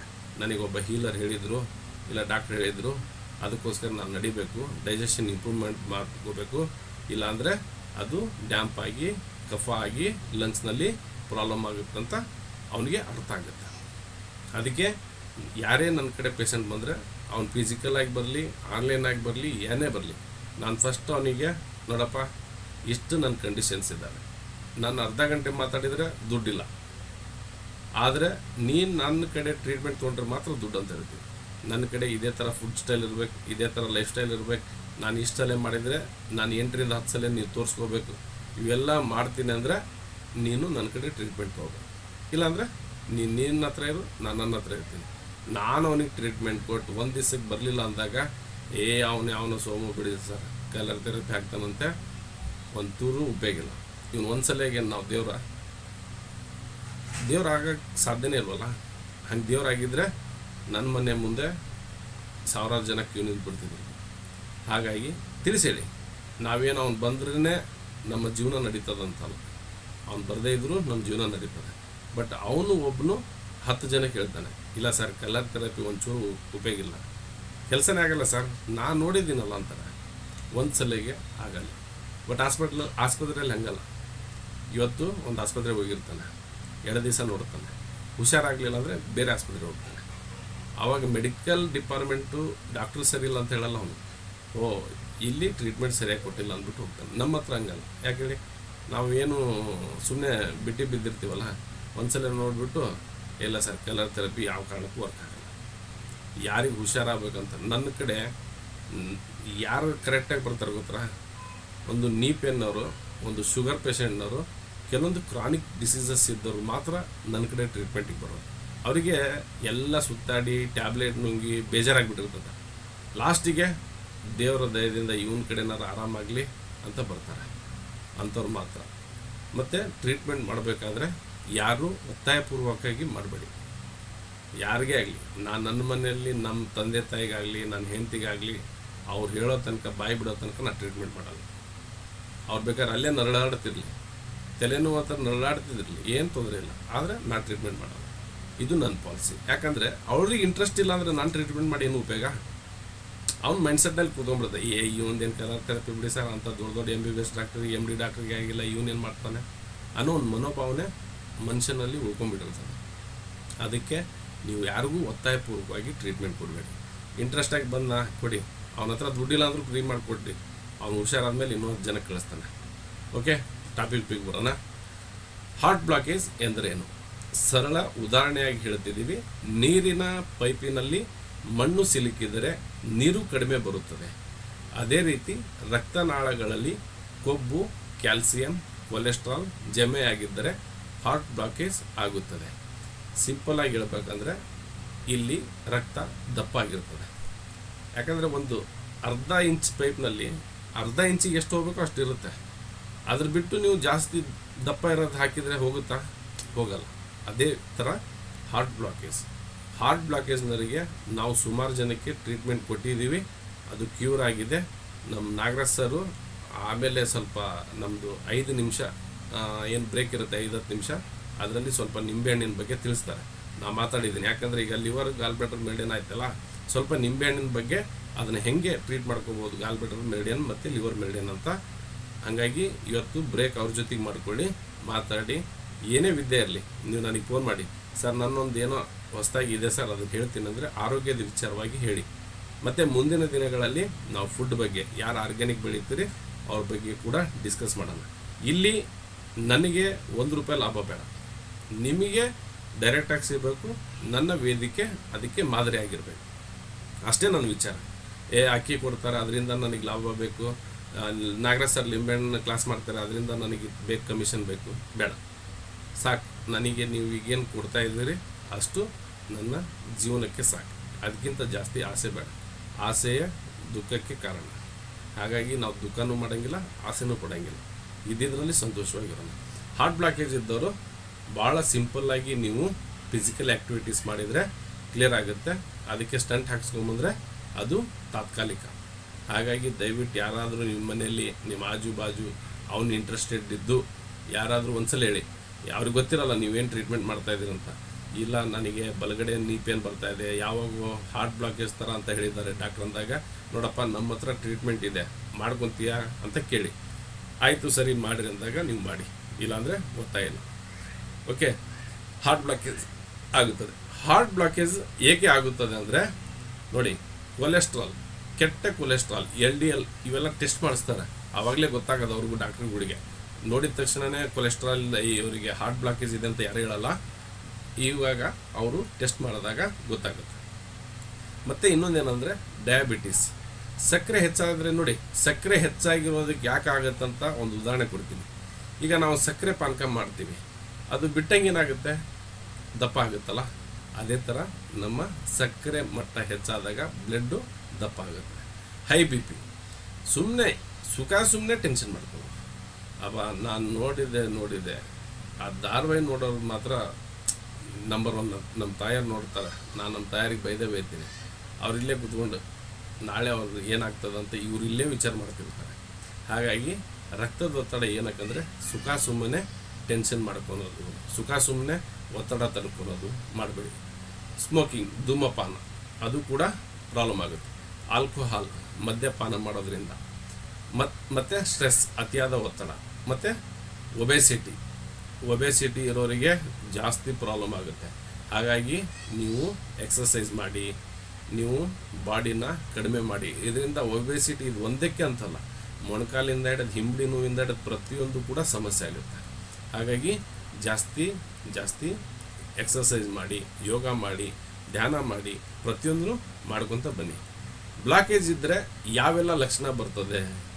ಓಕೆ ಸರಿ ಸರ್, ನೀವು ಹೇಳಿದ್ರಿ ಅಲ್ಲ, ಈಗ ನಾನು ಬ್ಲಾಕೇಜ್ ಇದೆ ಅಂತ ನನಗೆ ಹೆಂಗೆ ಗೊತ್ತಾಗುತ್ತಂತ, ಅದೇ ಯಾವ ಥರ ಲಕ್ಷಣಗಳು ಕಂಡು ಬರ್ತಾವಂತ ನೋಡೋಣ. ಯಾವುದೇ ಲಕ್ಷಣ ಇಲ್ಲದೂ ಇರ್ಬೋದು. ನೋಡಿ, ಆರಂಭದಲ್ಲಿ ಯಾವುದೇ ಲಕ್ಷಣ, ಕೆಲವೊಬ್ಬರಿಗೆ ಏನೂ ಗೊತ್ತಿರಲ್ಲ, ಅವ್ರಿಗೆ ಚೆಸ್ಟ್ ಪೇನ್ ಬರಲ್ಲ, ಆಯಾಸ ಆಗಲ್ಲ, ಪಲ್ಪಿಟೇಷನ್ ಜಾಸ್ತಿ ಆಗಲ್ಲ, ಎಂಥದ್ದು ಇಲ್ಲ. ಒಂದೇ ಸಲ ಏನೋ ಬಂದಾಗ ಆಸ್ಪತ್ರೆಗೆ ಹೋದಾಗ ನಿಮಗೆ ಹಾರ್ಟ್ ಬ್ಲಾಕೇಜ್ ಇದೆ ಅಂತ ಹೇಳ್ಬಿಡ್ತಾರೆ. ಆದ ಕಾರಣನೂ ಇರ್ಬೋದು, ಇಲ್ಲ ಅಂತಲ್ಲ. ನಂತರ ಎದೆ ನೋವು ಬರ್ತದೆ, ಎದೆ ಬಿಗಿತ ಆಗ್ತದೆ, ಉಸಿರಾಟಕ್ಕೆ ತೊಂದರೆ ಆಗುತ್ತೆ, ಮತ್ತು ನಡುವಾಗ ಆಯಾಸ. ಇವ್ರಿಗೆ ಒಂದು 100 ಹೆಜ್ಜೆ ನಡೆದ್ಬಿಟ್ರೆ ಒಂಥರ ತೇಗ್ತಾರೆ, ಹಾಗೆ ಉಸಿರಾಡೋಕ್ಕೆ ಆಗೋದಿಲ್ಲ ಅವರಿಗೆ, ಆ ಥರ ಆಗುತ್ತೆ. ಎಡಕೈ ನೋವು, ನಾ ಹೇಳಿದ್ನಲ್ಲ ಎಡಕೈ ನೋವು. ಹಾಗಾಗಿ ಈ ನಮ್ಮ ಕಿರುಬೆರಳು, ಮುಂದೆ ನಿಮಗೆ PPT ಇದೆ ತೋರಿಸ್ತೀನಿ. ಈ ಕಿರುಬೆರಳಿನಿಂದ ನಮ್ಮದು ಹಾರ್ಟ್ ಮೇಂಟೈನ್ ಹೋಗುತ್ತೆ. ಯಾವಾಗಲೂ ಈ ಕಿರುಬೆರಳು, 2 ಕಿರುಬೆರಳು ಏನಾದರೂ ನಿಮಗೆ ನಮ್ನೆಸ್ ಬಂದರೆ, ಏನಾದರೂ ನೋವು ಬಂತಂದರೆ ಅದನ್ನು ಭಾಳ ಜಾಗರೂಕತೆಯಿಂದ ಇರ್ರಿ, ಓಕೆನಾ. ಮತ್ತು ಬೆವರು ಬರ್ತದೆ, ಭಾಳ ಸ್ವೆಟ್ ಆಗ್ತಾರೆ. ಈ ಕೆಲವೊಬ್ಬರು ಹಾರ್ಟ್ ಅಟ್ಯಾಕ್ ಆಗೋದಕ್ಕಿಂತ ಮುಂಚೆ ಭಾಳ ಬೆವರು ಬಂದುಬಿಟ್ಟು ಕುಸಿದು ಬಿದ್ದುಬಿಡ್ತಾರೆ. ಹಾಗಾಗಿ ಇದನ್ನು ಭಾಳ ಮುಖ್ಯವಾಗಿ ಪರಿಗಣನೆ ತೆಗೆದುಕೊಳ್ಳಿ. ಓಕೆ, ಹಾರ್ಟ್ ಅಟ್ಯಾಕ್ ಅಂದರೆ ಏನು? ಇತ್ತೀಚಿನ ದಿನಗಳಲ್ಲಿ ಏನಾದರೂ ಒಂದು TVಯಲ್ಲಿ ಬಂದುಬಿಟ್ರೆ ಹಾರ್ಟ್ ಅಟ್ಯಾಕ್ ಆಗಿದೆ ಅಂದ್ಬಿಟ್ರೆ ಏನಂತಾರೆ ಗೊತ್ತಾ, ಹೋಗೋದು ECG ಮಾಡಿಸೋದು ಎಲ್ಲ ತೊಂದರೆ. ಹಾಸನದಲ್ಲಿ ಹಾರ್ಟ್ ಅಟ್ಯಾಕ್ ಸಮಸ್ಯೆ ಎಷ್ಟೋ ಒಂದು 25 ಜನ ಮೇಲೇನ ಸತ್ತರು. ಆ ಟೈಮ್ನಲ್ಲಿ ಆಸ್ಪತ್ರೆಗಳಲ್ಲಿ ಕ್ಯೂ ಹಚ್ಚಿಬಿಟ್ಟಿದ್ರು. ಏನಕ್ಕೆ ನಮಗೆ ಆಗುತ್ತಂತ ನಿಮ್ಮ ಅನಿಸಿಕೆ? ಬಂದಾಗ ನೋಡೋಣ, ಅದನ್ನು ನಾವು ಇನ್ನೂ ಸ್ವಲ್ಪ ಜಾಸ್ತಿ ಮಾಡ್ಕೊತೀವಿ. ಅವ್ರಿಗೆ ಆಗಿದೆ, ನನಗೂ ಆಗ್ಬಿಡುತ್ತಾ? ಬೆಂಗಳೂರಲ್ಲಿ ಮಳೆ ಸಿಕ್ಕಾಪಟ್ಟೆ ಆಗಿದಂತೆ, ನಮ್ಮೂರಲ್ಲಿ ಆಗ್ಬಿಡುತ್ತಾ? ಎಲ್ಲೋ ಸುನಾಮಿ ಬಂದಿದೆ ಅಂತೆ, ನಮ್ಮ ಸೈಡ್ ಬಂದ್ಬಿಡುತ್ತಾ? ಏನೋ ಅಂತ ಹೀಗೆ ಊಹಾಪೋಹಗಳನ್ನು ಬಿಟ್ಬಿಡಿ. ನಿಮ್ಮಷ್ಟಕ್ಕೆ ನೀವು ನಮ್ಮ ಹಣೆ ಬರಗಳನ್ನು ನಾವು ಬದಲಾವಣೆಯನ್ನು ಮಾಡೋಕ್ಕಾಗೋದಿಲ್ಲ. ಇದು ನೆನಪಿನಲ್ಲಿ ಇಟ್ಕೊಳ್ಳಿ. ನಾನೆಲ್ಲ ಕ್ಲಾಸ್ ಮಾಡ್ತಾ ಇದ್ದೀನಿ, ನಾ ಎಲ್ಲ ತಿಳ್ಕೊಂಡಿದ್ದೀನಿ, ಏನೇ ಮಾಡಿಕೊಂಡ್ರು ನನ್ನ ಟೈಮ್ ಮುಗೀತಂದರೆ ನಾನು ಟಾಟಾ ಬಾಯ್ ಬಾಯ್ ಅಂತ ಹೇಳ್ತಾ ಇರಬೇಕು. ಅದನ್ನು ಯಾರೂ ತಪ್ಸೋಕ್ಕಾಗೋದಿಲ್ಲ. ಹಾಗಾಗಿ ಇವತ್ತಿನ ಬಗ್ಗೆ ಈಗ ಬಗ್ಗೆ ಅಷ್ಟೇ ಮಾತಾಡಿ. ನಾಳೆದು ಇನ್ನೂ 1 ಗಂಟೆ ಮುಂಚಿದ್ದು ವಿಚಾರ ಮಾಡಬೇಡಿ. ಓಕೆ. ಹಾರ್ಟ್ ಅಟ್ಯಾಕ್ ಎಂದರೇನು? ಹಾರ್ಟ್ ಅಟ್ಯಾಕ್ ಹೃದಯಕ್ಕೆ ರಕ್ತ ಪೂರೈಕೆ ಸಂಪೂರ್ಣ ನಿಂತಾಗ ಉಂಟಾಗುವ ತುರ್ತು ಪರಿಸ್ಥಿತಿ. ಏನೇಳಿ? ಹೃದಯಕ್ಕೆ ರಕ್ತ ಪೂರೈಕೆ ಸಂಪೂರ್ಣ ನಿಂತಾಗ ಉಂಟಾಗುವ ತುರ್ತು ಪರಿಸ್ಥಿತಿ. ಯಾಕಂದರೆ 24 ಗಂಟೆನೂ ನಿರಂತರವಾಗಿ ಹಾರ್ಟ್ ಕೆಲಸ ಮಾಡುತ್ತೆ. 1 ಸೆಕೆಂಡ್ ನೀವು ಬಾಯಿ ಮೂಗು ಮುಚ್ಕೊಂಡ್ಬಿಡಿ, ಹೆಂಗಾಗುತ್ತೆ ನೋಡಿ. ಅಲ್ಲೇ ಹಂಗೆ ಬೆವತ್ತು ಬಿಡ್ತೀರ, ಹಾಗೆ ಕಣ್ಣು ಮುಚ್ಚಲ್ಲೇ ಬೆವತ್ತು ಬಿಡ್ತೀರ, ಬೇಗ ಉಸಿರು ತಗೋಬೇಕಂತ. ಅದೇ ಥರ ಹಾರ್ಟಿಗೂ ಆಗ್ಬಿಡುತ್ತೆ. ಪಲ್ಪಿಟೇಷನ್ ನಿಂತಾಗ ಯಾರೇನು ಮಾಡೋಕ್ಕಾಗಲ್ಲ. ಬಟ್ ಎಮರ್ಜೆನ್ಸಿ ಟೈಮ್ನಲ್ಲಿ ಆ ಥರ ಇದ್ದವರಿಗೆ ನಾವು ಫಸ್ಟ್ ಏಡ್ ಕೊಡ್ಬೋದು. ಫಸ್ಟ್ ಏಡ್ ಕೊಟ್ಟಾಗ ಅವರಿಗೆ ಸ್ವಲ್ಪ ಆರಾಮ ಅನಿಸ್ಬೋದು. ತಕ್ಷಣ ಮತ್ತೆ ಆಸ್ಪತ್ರೆಗೆ ತೆಗೆದುಕೊಂಡು ಹೋಗಲೇಬೇಕು. ಅದಕ್ಕೋಸ್ಕರ ಏನಾರು ಇದ್ದರೆ ಕೆಲವೊಂದು ಎಮರ್ಜೆನ್ಸಿ ಪಾಯಿಂಟ್ಸ್ ಅಂತ ಬರ್ತವೆ, ಅದನ್ನು ಓದಬೇಕಾಗ್ತದೆ. ನೋಡಿ, ಕಾರ್ನರಿ ಆರ್ಟರಿ ಸಂಪೂರ್ಣ ಮುಚ್ಚಿದರೆ ಹಾರ್ಟ್ ಮಸ್ಕಲ್ ಸಾಯಲು ಆರಂಭಿಸುತ್ತದೆ. ಇದನ್ನೇ ಹಾರ್ಟ್ ಅಟ್ಯಾಕ್ ಎನ್ನುತ್ತಾರೆ. ಹಾರ್ಟ್ ಅಟ್ಯಾಕ್ ಆಗುವ ಲಕ್ಷಣಗಳು ಯಾವ್ಯಾವು ಅಂದರೆ, ಪ್ರಮುಖ ಲಕ್ಷಣಗಳು: ಎದೆಯ ಮಧ್ಯದಲ್ಲಿ ತೀವ್ರ ನೋವು ಬರ್ತದೆ. ಈ ಎದೆಯ ಮಧ್ಯಭಾಗದಲ್ಲಿ ತೀವ್ರ ನೋವು ಬರ್ತದೆ. ಎಡ ಕೈಗೆ ಹರಡುವ ನೋವು, ಅಂದರೆ ಎಡಗೈ ನಿಮಗೆ ಸೆಳೆತ ಬರ್ಬೋದು, ತುಂಬ ನೋವು ಬರ್ಬೋದು. ಅದನ್ನು ನೀವು ಜಾಗರೂಕತೆಯಾಗಿರಿ. ಬೆವರು, ವಾಂತಿ, ಉಸಿರಾಟಕ್ಕೆ ಕಷ್ಟ, ಭಯ, ಎದೆ ಒತ್ತಡ ಈ ಥರ ಏನಾದರೂ ನಿಮಗೆ ಕಾಣಿಸ್ಕೊಂಡ್ರೆ ನೀವು ತಕ್ಷಣ ಏನು ಮಾಡಬೇಡಿ. ಒಂದು 72 hours just bed rest. Mobile ಸೈಡಿಗೆ ಇಟ್ಬಿಡಿ, ಮೊಬೈಲ್ ಸ್ವಿಚ್ ಆಫ್ ಮಾಡಿಬಿಟ್ರೆ ಇನ್ನೂ ಬೆಸ್ಟು. ಮನೆಯಲ್ಲಿ ಯಾರ ಜೊತೆಗೂ ಮಾತಾಡಬೇಡಿ, ಕೂಲಾಗಿ ಕಾಮಾಗಿ ಸ್ವಲ್ಪ ಏನಾದರೂ ನಿಮಗೆ ಟಿ ವಿ ಇದ್ದರೆ ರಿಲ್ಯಾಕ್ಸೇಷನ್ ಆಗಿ ಕಾಮಿಡಿ ವಿಡಿಯೋನ ಈ ಥರ ನೋಡ್ಕೊಂಡ್ಬಿಟ್ಟು ಸ್ವಲ್ಪ ಮೈಂಡನ್ನು ರಿಲ್ಯಾಕ್ಸ್ ಮಾಡಿ. ಆವಾಗ ನಿಮಗೆ ಅದರಿಂದ ತೊಂದರೆಯನ್ನು ತಪ್ಪಬಹುದು. ಮಹಿಳೆಯರಲ್ಲಿ ಹಾರ್ಟ್ ಅಟ್ಯಾಕ್ ಲಕ್ಷಣಗಳು. ಮಹಿಳೆಯರಲ್ಲಿ ಏನೆಲ್ಲ ಲಕ್ಷಣ ಬರುತ್ತದೆ ಹಾರ್ಟ್ ಅಟ್ಯಾಕ್ ಅಂದರೆ? ಕೆಲವೊಮ್ಮೆ ವಿಭಿನ್ನವಾಗಿರ್ಬೋದು. ಲಕ್ಷಣಗಳು ಏನು? ಆಯಾಸ, ವಾಕರಿಕೆ, ಬೆನ್ನು ನೋವು, ಕುತ್ತಿಗೆ ನೋವು, ಉಸಿರಾಟದ ತೊಂದರೆ. ನೀವು ಈಗ ನಾರ್ಮಲ್ ಆಗಿ ನಾನು ಉಸಿರಾಡ್ತಾ ಇದ್ದೀನಿ, ನಾನು ಈ ಕ್ಲಾಸ್ ಮಾಡ್ಕೊಂಡು ನನಗೆ ಒಂದೇ ಸಲ ಏನೋ ಉಸಿರು ಬಿಗಿದಂಗೆ ಆದರೆ ಅದನ್ನು ನೆಗ್ಲಿಜೆನ್ಸಿ ಮಾಡ್ಬೋದು. ಯಾಕಂದರೆ ನಾವು ಎಲ್ಲೇ ಪಾತಾಳದಲ್ಲಿಲ್ಲ, ಆಕ್ಸಿಜನ್ ಸಿಗಲ್ಲ ಅನ್ನೋದಕ್ಕೆ ಫ್ಯಾನ್ ಹಚ್ಚಿರ್ತೀವಿ, ಗಾಳಿ ಬರುತ್ತೆ, ಎಲ್ಲ ಥರದ ಒಂದು ವ್ಯವಸ್ಥಿತವಾಗಿರ್ತೀವಿ ಅಂದಾಗ ಉಸಿರಾಡಲು ಕಷ್ಟ ಆಗಬಾರ್ದು. ಅವ್ರಿಗೆ ಮೊದಲಿಂದಾನೇ ಸ್ವಲ್ಪ ಅಸ್ತಮ ಟೈಪ್ ಇದೆ, ಅವನಿಗೆ ಸ್ವಲ್ಪ ಯಾವಾಗಲೂ ಉಸಿರಾಟದ ಸಮಸ್ಯೆ ಇದ್ದಂದ್ರೂ ಓಕೆ. ಸಡನ್ನಾಗಿ ನಿಮಗೆ ಬಂದರೆ ಅದ್ರ ಬಗ್ಗೆ ಕೇರ್ ತಗೋಬೇಕು. ಹಾಗಾಗಿ ಈ ಥರ ಮಹಿಳೆಯರಲ್ಲಿ ಕೂಡ ಹಾರ್ಟ್ ಅಟ್ಯಾಕ್ ಲಕ್ಷಣಗಳು ಕಾಣ್ತವೆ. TCM ದೃಷ್ಟಿಯಲ್ಲಿ ಹಾರ್ಟ್ ಗವರ್ನ್ಸ್ ಬ್ಲಡ್, ರಕ್ತ, ಶೇನ್, ಮನಸ್ಸು ಮತ್ತು ಕಾನ್ಸಿನೆನ್ಸ್ ಮತ್ತು ಜಾಗೃತಿ, ಸ್ಲೀಪ್, ನಿದ್ರೆ, ಮೆಮೊರಿ, ನೆನಪು. ಇವೆಲ್ಲ ಹಾರ್ಟ್ನ ಏನೆಲ್ಲ ಮಾಡ್ತದಂದರೆ ನೋಡಿ, ಮನಸ್ಸನ್ನು ಹತೋಟಿಯಲ್ಲಿ ಇಡ್ತದೆ, ಜಾಗೃತಿಗೊಳಿಸ್ತದೆ ಮತ್ತು ನಿದ್ರೆ ಮಾಡ್ತದೆ. ಯಾರಿಗೆ ಹಾರ್ಟ್ ಡಿಸ್ಟರ್ಬ್ ಆದ್ರೆ ನಿದ್ರೆ ಸಮಸ್ಯೆ ಬರೋದು, ಟೆನ್ಷನ್ ಮಾಡ್ಕೊಂಡಿರ್ತಾರಲ್ಲ ಅವರಿಗೆ ಬರೋದು, ಮತ್ತು ನೆನಪು, ಮೆಮೊರೀಸ್ ಎಲ್ಲವೂ ನಮ್ಮ ಹಾರ್ಟು ಬ್ಯಾಲೆನ್ಸ್ ಮಾಡ್ತಾ ಇರ್ತದೆ. ಹಾರ್ಟ್ ಮೆರಿಡಿಯನ್ ಟೈಪ್ ಏನಂದರೆ, ಇನ್ ಮೆರಿಡಿಯನ್ನು, element, fire element, total 9 point ಬರ್ತದೆ. ನಮ್ಮ ಹಾರ್ಟ್ ಮೆರಿಡಿಯನ್ನಲ್ಲಿ 9 ಪಾಯಿಂಟ್ ಬರುತ್ತೆ. ಹಾರ್ಟ್ ಮೆರಿಡಿಯನ್ ಎಲ್ಲಿಂದ ಆರಂಭವಾಗುತ್ತದೆ? ಹಾರ್ಟ್ ಮೆರಿಡಿಯನ್ ಒಳಗೆ ಹಾರ್ಟ್ ಆರ್ಗನ್ನಿಂದ ಪ್ರಾರಂಭವಾಗ್ತದೆ. ಹಾರ್ಟ್ ಮೆರಿಡಿಯನ್ ಇಲ್ಲಿ ನಮ್ಮದು ಎದೆ ಭಾಗ ಬರುತ್ತಲ್ಲ, ಅಲ್ಲಿಂದ ಸ್ಟಾರ್ಟ್ ಆಗಿ ನಮ್ಮ ಕಿರುಬೆರಳಿಗೆ ಎಂಡ್ ಆಗುತ್ತೆ. ಮುಂದೆ ಅದರ ಚಿತ್ರ ಇದೆ. ಆರಂಭ ಕಂಕುಳದಲ್ಲಿ HT1 ಬರ್ತದೆ.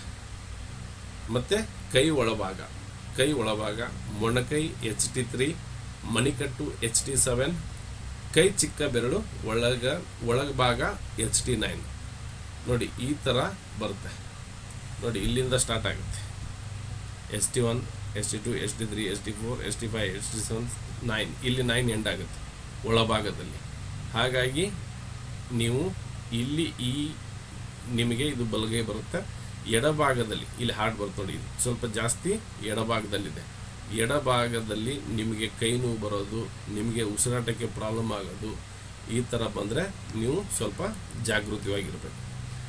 ಹಾರ್ಟ್ ಮೆರಿಡಿಯನ್ನ ಸಮಸ್ಯೆಗಳು ಏನು ಅಂತಾರೆ? ಹಾರ್ಟ್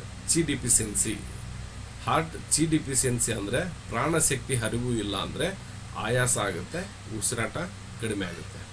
ಹಾರ್ಟ್ ಬ್ಲಡ್ ಡಿಫಿಷಿಯನ್ಸಿ ಇದ್ರೆ ಏನಾಗುತ್ತೆ? ಮರೆವು ಬರ್ತದೆ, ನಿದ್ರೆ ಸಮಸ್ಯೆ ಬರ್ತದೆ. ಹಾರ್ಟ್ ಇನ್ಡಿಫಿಷಿಯನ್ಸಿ ಆದರೆ ಏನು ಬರುತ್ತೆ? ರಾತ್ರಿ ಬೆವರು ಬರ್ತದೆ, ಆತಂಕ, ಭಯ ವಾತಾವರಣ ಆಗುತ್ತೆ. ಯಾರೋ ಬಂದ್ರೇನೋ, ಏನೋ ಆಗಿದೇನೋ ಅನ್ನೋ ಒಂಥರ. ಕೆಲವೊಬ್ಬರು, ನಮ್ಮೂರಲ್ಲೇ ಒಬ್ಬನು ಹುಡುಗ, ಅವನು ನಾನು ಅವಾಗ ಇನ್ನೂ ಒಂದು 6 ತಿಂಗಳೇನೋ 8 ತಿಂಗಳಾಗಿತ್ತು ಕಲಿಬೇಕಾದ್ರೆ. ಅವನು ಏಜ್ಡ್ ಪರ್ಸನ್, ಅಂದರೆ ನನಗಿಂತ ಒಂದು 7-8 ವರ್ಷ ಚಿಕ್ಕವನಿರ್ಬೇಕಷ್ಟೆ. ಅವನು ಒಂಥರ ಹೆಂಗೆ ಅಂದರೆ, ಅವನು ಭಯ, ಅಂಥ ಸ್ಟ್ರಾಂಗ್ ಇರೋ ಮನುಷ್ಯ, ಭಯ ಬಂದಾಗ ಮೂಲೆ ಸೇರ್ಕೊತಾ ಇದ್ದವನು. ಯಾರೋ ಬರ್ತಾ ಇದ್ದಾರೆ, ಏನೋ ಬರ್ತಾ ಇದ್ದಾರೆ, ಆ ಥರ. ಅವನಿಗೆ black, pink, sky blue daily ಮತ್ತು ಈ ಥರ ಪಾಯಿಂಟ್ಸ್ಗಳನ್ನ ಪ್ರೆಸ್ ಮಾಡ್ಕೊಳ್ತಾ ಹೋಗಕ್ಕೆ ಹೇಳಿದೆ. ಅವನಿಗೆ ಕ್ರಮೇಣ ಕಡಿಮೆ ಆಯಿತು. ಕೆಲವೊಂದು ವಿಚಾರಗಳನ್ನ ಏನು ಮಾಡ್ಕೊಂಡ್ಬಿಡ್ತೀವಿ ಅಂದರೆ, ನಮ್ಮ ಮೈಂಡಲ್ಲಿ ರೆಕಾರ್ಡ್ ಮಾಡಿಬಿಡ್ತೀವಿ. ಯಾರೋ ಬಂದ್ರೇನೋ, ಏನೋ ಮಾಡಿಸಿದಾರೇನೋ, ನಮ್ಮ ಮನೇಲಿ ಏನೇ ಸಮಸ್ಯೆ ಆದರೆ ಯಾರೋ ಮಾಟ ಮಂತ್ರ ಮಾಡಿಸಿದಾರೇನೋ, ನಮ್ಮ ಮನೆಗೆ ಬ್ಲ್ಯಾಕ್ ಮ್ಯಾಜಿಕ್ ಸ್ಟಾರ್ಟ್ ಆಗಿದೆಯೇನೋ, ಈ ಥರ ನಾವೇ ಕಲ್ಪನೆ ಲೋಕದಲ್ಲಿ ಮುಳುಗ್ಬಿಡ್ತೀವಿ. ಆ ಕಲ್ಪನೆ ಲೋಕ ಆಗಿದ್ದಾಗಲಿ ನಡಿ, ಏನೇ ಆಗಲಿ, ಬ್ಲ್ಯಾಕ್ ಮ್ಯಾಜಿಕ್ ಮಾಡೋರು ಮಾಡಲಿ, ಜಾಸ್ತಿ ಅಂದರೆ ಏನು ಮಾಡ್ತಾರೆ ಹೇಳಿ? ನಮ್ಮ ಪ್ರಾಣ ತೆಗಿತಾರೆ. ಅದು ನಮ್ಮ ಟೈಮ್ ಮುಗಿಯೋ ತನಕ ಯಾರೂ ತೆಗಿಯೋಕ್ಕಾಗೋದಿಲ್ಲ. ನಮ್ಮ ಟೈಮ್ ಮುಗಿಯೋ ತನಕ ನಾನು ಏನೂ ಆಗೋದಿಲ್ಲ. ಹಾಗಾಗಿ ಅದನ್ನು ಯಾರೂ ತಡೆಯೋಕ್ಕಾಗಲ್ಲ. ನಮ್ಮ ಮೈಂಡ್ನಿಂದ ನಾವು ಡಿಸ್ಟರ್ಬೆನ್ಸ್ ಆಗ್ತಾಯಿರ್ತೀವಿ. ಹಾಗಾಗಿ ಈ ಥರ ಸಮಸ್ಯೆ ಬರುತ್ತೆ. ಹಾರ್ಟ್ ಯಾಂಗ್ ಡಿಫಿಷಿಯನ್ಸಿ ಆದರೆ ಏನಾಗುತ್ತೆ? ಚಳಿ ಮತ್ತು ದುರ್ಬಲ ನಾಡಿ. ನಾವು ನಾಡಿ ಹಿಡಿದಾಗ ಭಾಳ ಡಲ್ಲಾಗಿ ಹೊಡ್ಕೊತಾ ಇರ್ತದೆ, ಇಲ್ಲಾಂದರೆ ಕೆಲವೊಬ್ಬರಿಗೆ ನಿಧಾನಕ್ಕೆ ಇರುತ್ತೆ, ಇಲ್ಲಾಂದರೆ ಹೊಡೆಯೋದೇ ಇಲ್ಲ. ಹಾರ್ಟ್ ಫೈರ್ ಜಾಸ್ತಿ ಆದರೆ ಏನಾಗುತ್ತೆ ನೋಡಿ? ಭಾಳ ಜನದ್ದೇ ಸಮಸ್ಯೆ ಏನು ಗೊತ್ತಾ? ಬಾಯಿ ಹುಣ್ಣಾಗಿದೆ ಸರ್, ನನಗೆ ನಾಲಿಗೆಯಲ್ಲಿ ಏನು ತಿನ್ನೋಕ್ಕಾಗೋದಿಲ್ಲ ಸರ್, ಖಾರ ಸರ್ ಅಂತಾರೆ. ಇದು ಹಾರ್ಟ್ ಫೈರ್ ಜಾಸ್ತಿ ಆದರೆ. ಕೋಪ ಬರುತ್ತೆ, ನಿದ್ರೆ ಸಮಸ್ಯೆ ಬರುತ್ತೆ ನೋಡಿ. 6 ಕೀದಲ್ಲಿ ಹಾರ್ಟ್ ಯಾಂಗ್ ಡಿಫಿಷಿಯನ್ಸಿ ಇದ್ದರೆ ಆರೆಂಜ್ ಕಲರ್ನ ಯೂಸ್ ಮಾಡಿ ಅಂತ ಹೇಳಿದ್ದೀವಿ. ಹಾರ್ಟ್ ಇನ್ ಡಿಫಿಷಿಯನ್ಸಿ ಇದ್ದರೆ ರೆಡ್ಡನ್ನು ಯೂಸ್ ಮಾಡಿರಿ ಅಂತ ಹೇಳಿದ್ದೀವಿ. ಹಾರ್ಟ್ ಫೈರ್ ಇತ್ತಂದರೆ ಬ್ರೌನ್ ಯೂಸ್ ಮಾಡಿರಿ ಅಂತ ಹೇಳಿದ್ದೀವಿ. ಆಂಗ್ಸೈಟಿ ಇತ್ತಂದರೆ ಡಾರ್ಕ್ ಬ್ಲೂ, ಇನ್ಸೋಮೇನಿಯಾ ಇತ್ತಂದರೆ ಡಾರ್ಕ್ ಬ್ಲೂ, ವೀಕ್ ಸರ್ಕ್ಯುಲೇಷನ್ ಇದ್ದರೆ ಆರೆಂಜ್. ಈ ಥರ ಕಲರ್ನ ನಾವು ಹಾರ್ಟಿನ ಸಮಸ್ಯೆಗೆ ಹಾಕೋಬೋದು. ಮತ್ತು ಹಾರ್ಟ್ 7 ಆಂಗ್ಸೈಟಿ, ಇನ್ಸೋಮೇನಿಯಾ, ಸ್ಟ್ರೆಸ್, HD7 ನೀವು ಪ್ರೆಸ್ ಮಾಡಿದರೆ ಇದರಿಂದ ನೀವು ರಿಲೀಫ್ ಆಗ್ಬೋದು. ಯಾವುದು? ಆಂಗ್ಸೈಟಿ, ಇನ್ಸೋಮೇನಿಯಾ, ಸ್ಟ್ರೆಸ್ನಿಂದ ನೀವು ಮುಕ್ತಿ ಪಡಿಬೋದು. ಆಕ್ಯುಪ್ರೆಷರ್ ಜಸ್ಟ್ ಒಂದು 20 ಟೈಮ್ಸು 15 ಟೈಮ್ಸು ಪ್ರೆಸ್ ಮಾಡಿದರೆ ಸಾಕು. ಹಾರ್ಟ್ HD5 ಒತ್ತಿದರೆ ಸ್ಪೀಚ್ ಪ್ರಾಬ್ಲಮ್. ಈ ಕೆಲವೊಬ್ಬರಿಗೆ ಈ ಮಾತಾಡಬೇಕಾದ್ರೆ ಉಗ್ತಾರೆ ಗೊತ್ತರ, ಅಂದರೆ ಒಂಥರ ಇದಾಗುತ್ತೆ ಅವರಿಗೆ. ಆ ಥರ ಮಾತಾಡಬೇಕಾದ್ರೆ ಒಂಥರ ತೊದಲು ಮಾತಾಡ್ತಾರೆ. ಅವರಿಗೆ HD5 ಸ್ಪೀಚ್ ಪ್ರಾಬ್ಲಮ್ ಇದ್ದವರಿಗೆ ನೀವು ಮಾಡ್ಬೋದು. ಮತ್ತು HD3 ಏನು ಮಾಡುತ್ತೆ ಅಂದರೆ ಹಾರ್ಟ್ ಹೀಟನ್ನು ಜಾಸ್ತಿ ಮಾಡುತ್ತೆ. ಬಟ್ ಹಾರ್ಟ್ 3ನ ಜಾಸ್ತಿ ಇದು ಮಾಡಬೇಡಿ. HD9 ಎಮರ್ಜೆನ್ಸಿ ರಿವಲ್ ಪಾಯಿಂಟ್, ಅಂದರೆ ಕೆಲವೊಬ್ಬರಿಗೆ ನಮ್ನೆಸ್ ಆದವರಿಗೆ ಇದನ್ನು ಭಾಳ ಹಾರ್ಟ್ ಪಾಯಿಂಟ್ಗಳನ್ನ ಜಾಸ್ತಿ ನಾವು HD7 ಬಿಟ್ಟರೆ, HD8 ಬಿಟ್ಟರೆ ನಾವು ಯಾರಿಗೂ ಜಾಸ್ತಿ ಅಡ್ವೈಸ್ ಮಾಡಲ್ಲ. ಕೆಲವೊಬ್ಬರಿಗೆ ಸ್ಪೀಚ್ ಪ್ರಾಬ್ಲಮ್ ಇದ್ದವರಿಗೆ HD7 to HD5 ತನಕ ಲೈಟಾಗಿ ಮಸಾಜ್ ಮಾಡೋಕೆ ಹೇಳ್ತೀವಿ. ಓಕೆನಾ? ಹಾಗಾಗಿ ಜಾಸ್ತಿ ಹಾರ್ಟ್ ಪಾಯಿಂಟ್ ಓದಬೇಕಾದ್ರೆ ಕೇರ್ಫುಲ್ ಆಗಿರ್ರಿ. ಹೃದಯವು ದೇಹದ ಪಂಪ್, ರಕ್ತದ ರಾಜ, ಮನಸ್ಸಿನ ಮನೆ, ಶೆನ್ ಮತ್ತು ಹಾರ್ಟ್ ಮೆರಿಡಿಯನ್ ಕಂಕುಳದಲ್ಲಿ HD1 ಅದರಿಂದ ಆರಂಭವಾಗಿ ಚಿಕ್ಕ ಬೆರಳಿನ HD9ನಲ್ಲಿ ಕೊನೆಗೊಳ್ಳುತ್ತದೆ. ನೋಡಿ, ಹೃದಯ ದೇಹದ ಪಂಪ್, ರಕ್ತದ ರಾಜ ಅಂತಲೇ ಹಾರ್ಟಿಗೆ ಕರೆಯೋದು. ಮನಸ್ಸಿನ ಮನೆ ಅಂದರೆ ಮನಸ್ಸನ್ನು ಹತೋಟಿಯಲ್ಲಿ ಇಡೋದು, ಮನಸ್ಸನ್ನು ಶಾಂತ ಆಗಿರೋದು, ಶೆನ್. ಇದು ಭಾಳ ಇಂಪಾರ್ಟೆಂಟ್. ಹಾಗಾಗಿ ಸ್ಟ್ರೆಸ್ ಮಾಡ್ಕೋಬೇಡ್ರಿ, ಟೆನ್ಷನ್ ತೊಗೋಬೇಡ್ರಿ, ನಗ್ತಾ ಇರ್ರಿ ಅಂತ ಇದಕ್ಕೆ ನಾವು ಹೇಳೋದು. ಹೃದಯದ ಮುಖ್ಯ ಕೆಲಸ ಏನಪ್ಪ ಅಂದರೆ ರಕ್ತ ಪಂಪ್ ಮಾಡೋದು. ಹೃದಯದ ಪ್ರಮುಖ ಕೆಲಸ ರಕ್ತವನ್ನು ದೇಹದಾದ್ಯಂತ ಕಳಿಸುವುದು, ಆಮ್ಲಜನಕವನ್ನು ತಲುಪಿಸುವುದು, ಪೋಷಕಾಂಶಗಳನ್ನು ತಲುಪಿಸುವುದು ಹೃದಯದ ಒಂದು ಪ್ರಮುಖ ಕೆಲಸ. ಶೆನ್ ಅಂದರೆ ಮೈಂಡ್ ವಾಸಸ್ಥಳ. TCNನಲ್ಲಿ ಹಾರ್ಟನ್ನು ಹೌಸ್ ಆಫ್ ಶೆನ್ ಅಂತ ಕರೀತಾರೆ. ಅವಲೇ ನಾವು ನೋಡಿದ್ವಲ್ಲ ಅದು. ಮತ್ತು ಶೆನ್ ಅಂದರೆ ಮನಸ್ಸು, ಜಾಗೃತಿ, ನೆನಪು, ಬುದ್ಧಿವಂತಿಕೆ, ಭಾವನೆಗಳು. ನೋಡಿ, ಕೆಲವೊಬ್ರು ನೀವು ನೋಡಿರ್ಬೋದು, ಈ ಎಕ್ಸಾಂಪಲ್ಲು ಏನಂದರೆ, ಎಷ್ಟು ಭಾವನಾತ್ಮಕ ಜನ ಇರ್ತಾರೆ. ಭಾವನೆಗಳಿಗೆ ಧಕ್ಕೆ ಬಂದರೆ ಏನು ಮಾಡ್ತಾರಂದರೆ, ಕೆಲವೊಬ್ಬರು ಪ್ರೀತಿ ಲವ್ ಮಾಡಿದವರು ಏನಾದರೂ ಸ್ವಲ್ಪ ಅವ್ರಿಗೆ ಹರ್ಟ್ ಆದರೆ ಕೊಲೆ ಮಾಡೋ ಲೆವೆಲಿಗೆ ಹೋಗ್ಬಿಡ್ತಾರೆ. ಅವರಿಗೆ ಜನ ಇದ್ದಾರೆ ಏನೂ ಗೊತ್ತಿರಲ್ಲ, ರೋಡ್ನಲ್ಲೇ ಜಗಳ ಮಾಡ್ತಾರೆ, ಚಾಕು ತಗೊಂಡು ಕೈಯೆಲ್ಲ ಕೊಯ್ಕೊತಾರೆ. ಅಷ್ಟು ಭಾವನೆಗಳನ್ನು ನಮ್ಮ ಹಾರ್ಟು ಹಂಚ್ಕೊಂಡ್ಬಿಟ್ಟಿರ್ತದೆ. ಒಬ್ಬರು ಭಾಳ ಇಷ್ಟ ಆಗಿದ್ದಾರೆ ಅಂದಾಗ ಅವ್ರು ಏನಾದರೂ ನಮಗೆ ಬೇಡವಾಗಿರ್ತಕ್ಕಂಥ ಕೆಲಸ ಮಾಡಿದರೆ ನಾವು ಅವ್ರನ್ನ ಸಾಯಿಸೋ ಲೆಕ್ಕದಲ್ಲಿ ಹೋಗ್ಬಿಡ್ತೀವಿ. ಈ ಥರ ನಮ್ಮ ಎಮೋಷ್ನಲ್ ಬ್ಯಾಲೆನ್ಸನ್ನು ಕಾಪಾಡ್ಕೊಳಕ್ಕೆ ಆಗೋದಿಲ್ಲ. ಹಾಗಾಗಿ ಯಾರ ಮೇಲೆ ಎಷ್ಟಂದರೆ ಹೆಂಗೆ ಅಟ್ಯಾಚ್ಮೆಂಟ್ ಜಾಸ್ತಿ ಇರಬಾರ್ದು. ಈಗ ಕೆಲವೊಬ್ರು ನೋಡಿ, ಈ ಚಿಕ್ಕ ಮಕ್ಕಳು ಇನ್ನು ಫಸ್ಟಲ್ಲಿ ನಾನು ಹೇಳಿದ್ನಲ್ಲ, ಕೆಲಸ ಮಾಡಬೇಕಾದ್ರೆ ಬೆಂಗಳೂರಲ್ಲಿ ಒಂದು 3-4 ಡೇಸ್ ನಾನು ಇರಬೇಕಾಗಿತ್ತು ಆಫೀಸ್ ವರ್ಕಿಂಗ್ ಸಂಬಂಧ. ಆವಾಗ ನನ್ನ ಮಗಳು ಸಣ್ಣವಳು, ಆವಾಗ ಒಂದು ವರ್ಷನೂ ಇದ್ಲು. ನಾವು ಬಿಟ್ಟು ಹೋದರೆ ಜ್ವರ ಬಂದ್ಬಿಡೋದು ಅವಳಿಗೆ. ಅಂದರೆ ಜಾಸ್ತಿ ಅಟ್ಯಾಚ್ಮೆಂಟ್ ಯಾರ ಜೊತೆಗೂ ಇರಬಾರ್ದು. ಹೆಂಗಂದರೆ ಓಕೆ ಹೋಗಿ ಹೋಗಿ ಬನ್ನಿ, ಬರ್ತಾಯಿದಾರೆ ಬನ್ನಿ. ಅಟ್ಯಾಚ್ಮೆಂಟ್ ಆದಾಗ ಏನಾಗ್ಬಿಡುತ್ತೆ, ಅವ್ರು ಇಲ್ಲದಾಗ ನಮ್ಮ ಮನಸ್ಸು ಅದು ನಮ್ಮ ಹತೋಟಿಯಲ್ಲಿರಲ್ಲ. ಹಾಗಾಗಿ ಅಟ್ಯಾಚ್ಮೆಂಟನ್ನು ಓಕೆ ಇರಬೇಕು, ಅದು 1-2 ದಿವಸ ಅವ್ರು ಇಲ್ಲ ಅಂದ್ರೂ ನಾವು ಅದನ್ನು ತಡ್ಕೊಳ್ಳುವಂಥ ಕ್ಯಾಪಸಿಟಿ ಅಂದರೆ ಆ ಥರ ಇರಬೇಕು.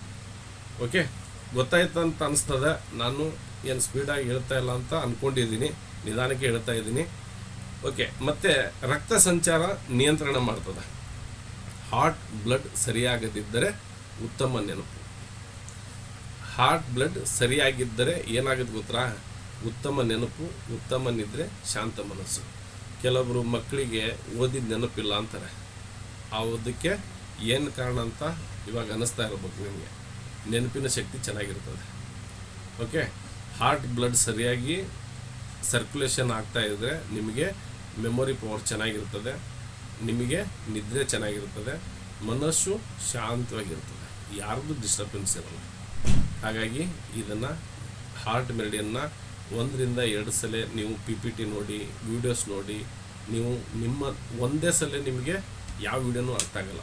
ರಿಪೀಟೆಡ್ ಮಾಡ್ತಾ ಬನ್ನಿ. ಆವಾಗ ನಿಮಗೆ ಒಂದಿಲ್ಲ. ಈ ಉಪೇಂದ್ರನ್ ಮೂವಿ ಥರ ನೋಡ್ಬೇಕು ನೀವು. ಉಪೇಂದ್ರನ್ ಮೂವಿ ಒಂದು ಸಲಗೆ ಅರ್ಥ ಆಗಲ್ಲ, ಅವರಿಗೆ 4 ಸಲ ಹೋಗ್ಬೇಕು. ಹಾಗಾಗಿ ನಮ್ಮ ಕ್ಲಾಸ್ಗಳು ಅರ್ಥ ಆಗಬೇಕಂದ್ರೆ 4-5 ಸಲ ನೀವು ರಿಪೀಟ್ ಮಾಡಿದಾಗ, ಓ ಇದು ಈ ಸಮಸ್ಯೆ, ಓ ಹೌದು ನಾನು ಅವಾಗಲೇ ಕೇಳಬೇಕಾದ್ರೆ ಎಲ್ಲೋ ಸ್ವಲ್ಪ ಮಿಸ್ ಆಗಿದೆ ಈ ವರ್ಡು. ಯಾಕಂದರೆ ಕೇಳಿದಾಗೆಲ್ಲ ಹೊಸ ಥರದ ವಿಷಯ ಇರ್ತದೆ. ಕೇಳಿದ್ದಾದರೂ ಅದೇನಿರುತ್ತೆ, ಹೊಸ ವಿಷಯ ಇರ್ತದೆ. ಓಕೆ, ನಾಲಿಗೆಯೊಂದಿಗೆ ಸಂಬಂಧ ನಮ್ಮ ಹಾರ್ಟ್ ಹೆಂಗಿರುತ್ತೆ ಅಂತ ನೋಡಿ. TCM ಪ್ರಕಾರ ಹಾರ್ಟ್ ಒಪಿನಿಯನ್ಸ್ ಇಂಟು ಟಂಗ್. ಹೃದಯದ ಸ್ಥಿತಿ ನಾಲಿಗೆಯಲ್ಲಿ ಕಾಣ್ಬೋದು. ನೋಡಿ, ಯಾರು ನಾಲಿಗೆ ಕಳಿಸಿದ್ರು ನಾನೇನಂತೀನಿ, tip of the finger red ಇತ್ತಂದರೆ, ಕೆಂಪಾಕಾರ ಇತ್ತಂದರೆ ನೀವು ಭಾಳ ಸ್ಟ್ರೆಸ್ನಲ್ಲಿದ್ದೀರಿ ಅಂತ ಹೇಳ್ತೀನಿ. ಯಾಕೆ ಇತ್ತೀಚಿನ ದಿನಗಳೇ ಅದು ಸ್ಟ್ರೆಸ್ ಅಂತ ಏನೋ ಗೊತ್ತಿಲ್ಲಪ್ಪ. ಅದು ನನಗೆ ಒಂಥರ ವಿಚಿತ್ರ. ನೀವು ನಂಬಂಗಿಲ್ಲ ರೀ, ನಾನು 3-4 ವರ್ಷ ಇದನ್ನು ಕಲ್ತ ಮೇಲೆ ಇಷ್ಟು ಸ್ಟ್ರಗಲ್ ಮಾಡಿದ್ದೀನಿ ಅಂದರೆ, ಕೆಲವೊಂದು ಟೈಮ್ನಲ್ಲಿ ಭಾಳ ಸ್ಟ್ರಗಲ್ ಮಾಡಿದ್ರು ನನ್ನ ಸ್ಟ್ರೆಸ್ ಅಂತ ಅನಿಸೋದಿಲ್ಲ, ಆರಾಮ್ ನಿದ್ದೆ ಮಾಡ್ತಿದ್ದೆ. ಅದು ಎಲ್ಲರೂ ನಮ್ಮ ತಂದೆ ಅಂತೂ ಅಪ್ಪ ಕೆಲಸಕ್ಕೆ ಹೋಗಿ ಬೇರೆ ಕಡೆ ನೋಡು ಅಂತ. ಒಂದ್ಸಲ ಇದರಲ್ಲಿ ನಾನು ಡೀಪಾಗಿ ಮುಳುಗಿಬಿಟ್ಟಿದ್ದೀನಿ. ಆದರೆ ಮತ್ತು ಜೀವನ ನಡೀತಾ ಇದೆ, ಹೆಂಗೋ ನಡೀತಾ ಇದೆ ಅಂದರೆ ನಡೀತಾ ಇದೆ. ಹುಟ್ಟಿಸಿದ್ದ್ಯಾವರು ಹುಲ್ ಮೇಸಲ್ಲ ಅಂತ ಗಾದೆ ಮಾಡಿದ್ದಾರೆ.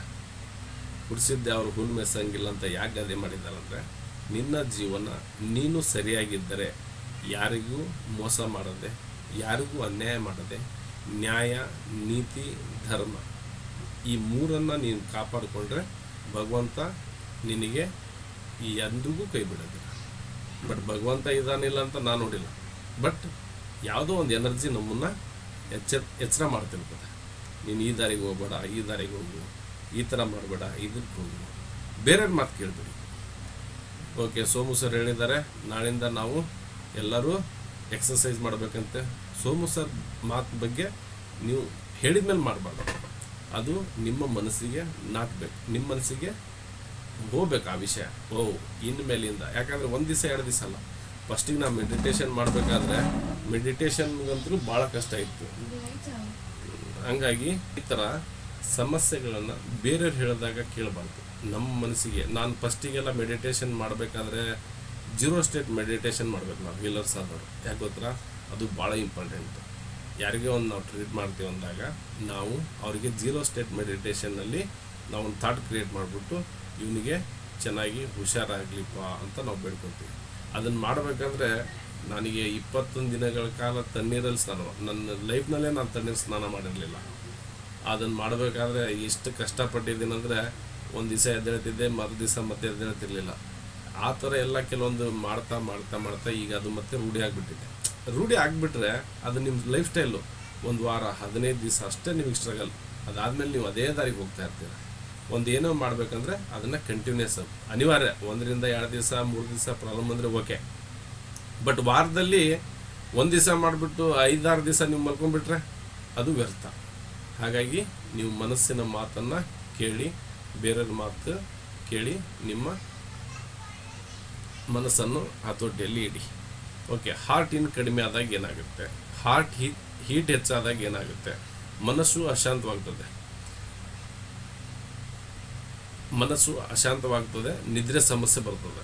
ಹಾರ್ಟ್ ಡಿಫಿಷಿಯನ್ಸಿಯ 20ಕ್ಕಿಂತ ಹೆಚ್ಚು ಸಮಸ್ಯೆಗಳನ್ನು ನಾನು ನಿಮಗೆ ಕೊಡ್ತಾ ಇದ್ದೀನಿ. ಯಾಕೆ ಗೊತ್ತಾ, ನಾನು 2-3 ನಿಮಗೆ ಉದಾಹರಣೆ ಹೇಳ್ಬೋದು, ಅಲ್ಲಿ ನಿಮಗೆ ಸ್ಪಷ್ಟತೆ ಸಿಗಲ್ಲ, ನಿಮಗೆ ಫುಲ್ ಕ್ಲಾರಿಟಿ ಸಿಗಲ್ಲ. ಅದಕ್ಕೋಸ್ಕರ ನಾನು ಎಲ್ಲ ಒಂದು 20, 30, 40 ನಿಮಗೆ ಎಕ್ಸಾಂಪಲ್ಸ್ ಕೊಡ್ತಾ ಇರ್ತೀನಿ. ಏನಂದರೆ ನಮ್ಮದರಲ್ಲಿ ಇದು ಯಾವುದಾದ್ರೂ ಇದೆನಾ ಅಂತ. ಯಾವುದೆಲ್ಲ ಬರ್ತದೆ, ಹಾರ್ಟ್ ಡಿಫಿಷಿಯನ್ಸಿ ಆದರೆ ಯಾವೆಲ್ಲ ಸಮಸ್ಯೆ, ಅಂದರೆ ಡಿಫಿಷಿಯನ್ಸಿ ಅಂದರೆ ತಂಪು ಕಡಿಮೆ ಆದಾಗ ಯಾವೆಲ್ಲ ಸಮಸ್ಯೆ ಬರ್ತದೆ. ನಿದ್ರೆ ಬಾರದಿರುವುದು, ನಿದ್ರೆ ಬರಲು ಕಷ್ಟ, ರಾತ್ರಿ ಆಗಾಗ ಎಚ್ಚರ ಆಗೋದು, ಕನಸುಗಳಿಂದ ನಿದ್ರೆ ಹಾಳಾಗೋದು, ಹೃದಯ ಬಡಿತ ಅನುಭವ ಆಗೋದು, ಆತಂಕ, ಚಂಚಲತೆ, ಆತಂಕಭರಿತ ಮನಸ್ಥಿತಿ, ನೆನಪಿನ ಶಕ್ತಿ ಕಡಿಮೆ ಆಗೋದು, ಏಕಾಗ್ರತೆ ಕೊರತೆ, ಮತ್ತು ರಾತ್ರಿ ಟೈಮಲ್ಲಿ ಫ್ಯಾನ್ ಹಾಕ್ಕೊಂಡ್ರು ಬೆವರು ಬರೋದು, ರಾತ್ರಿ ಬಾಯಿ ಒಣಗೋದು, ಗಂಟಲು ಒಣಗೋದು, ಅಂಗೈಗಳು ಉರಿ ಬರೋದು.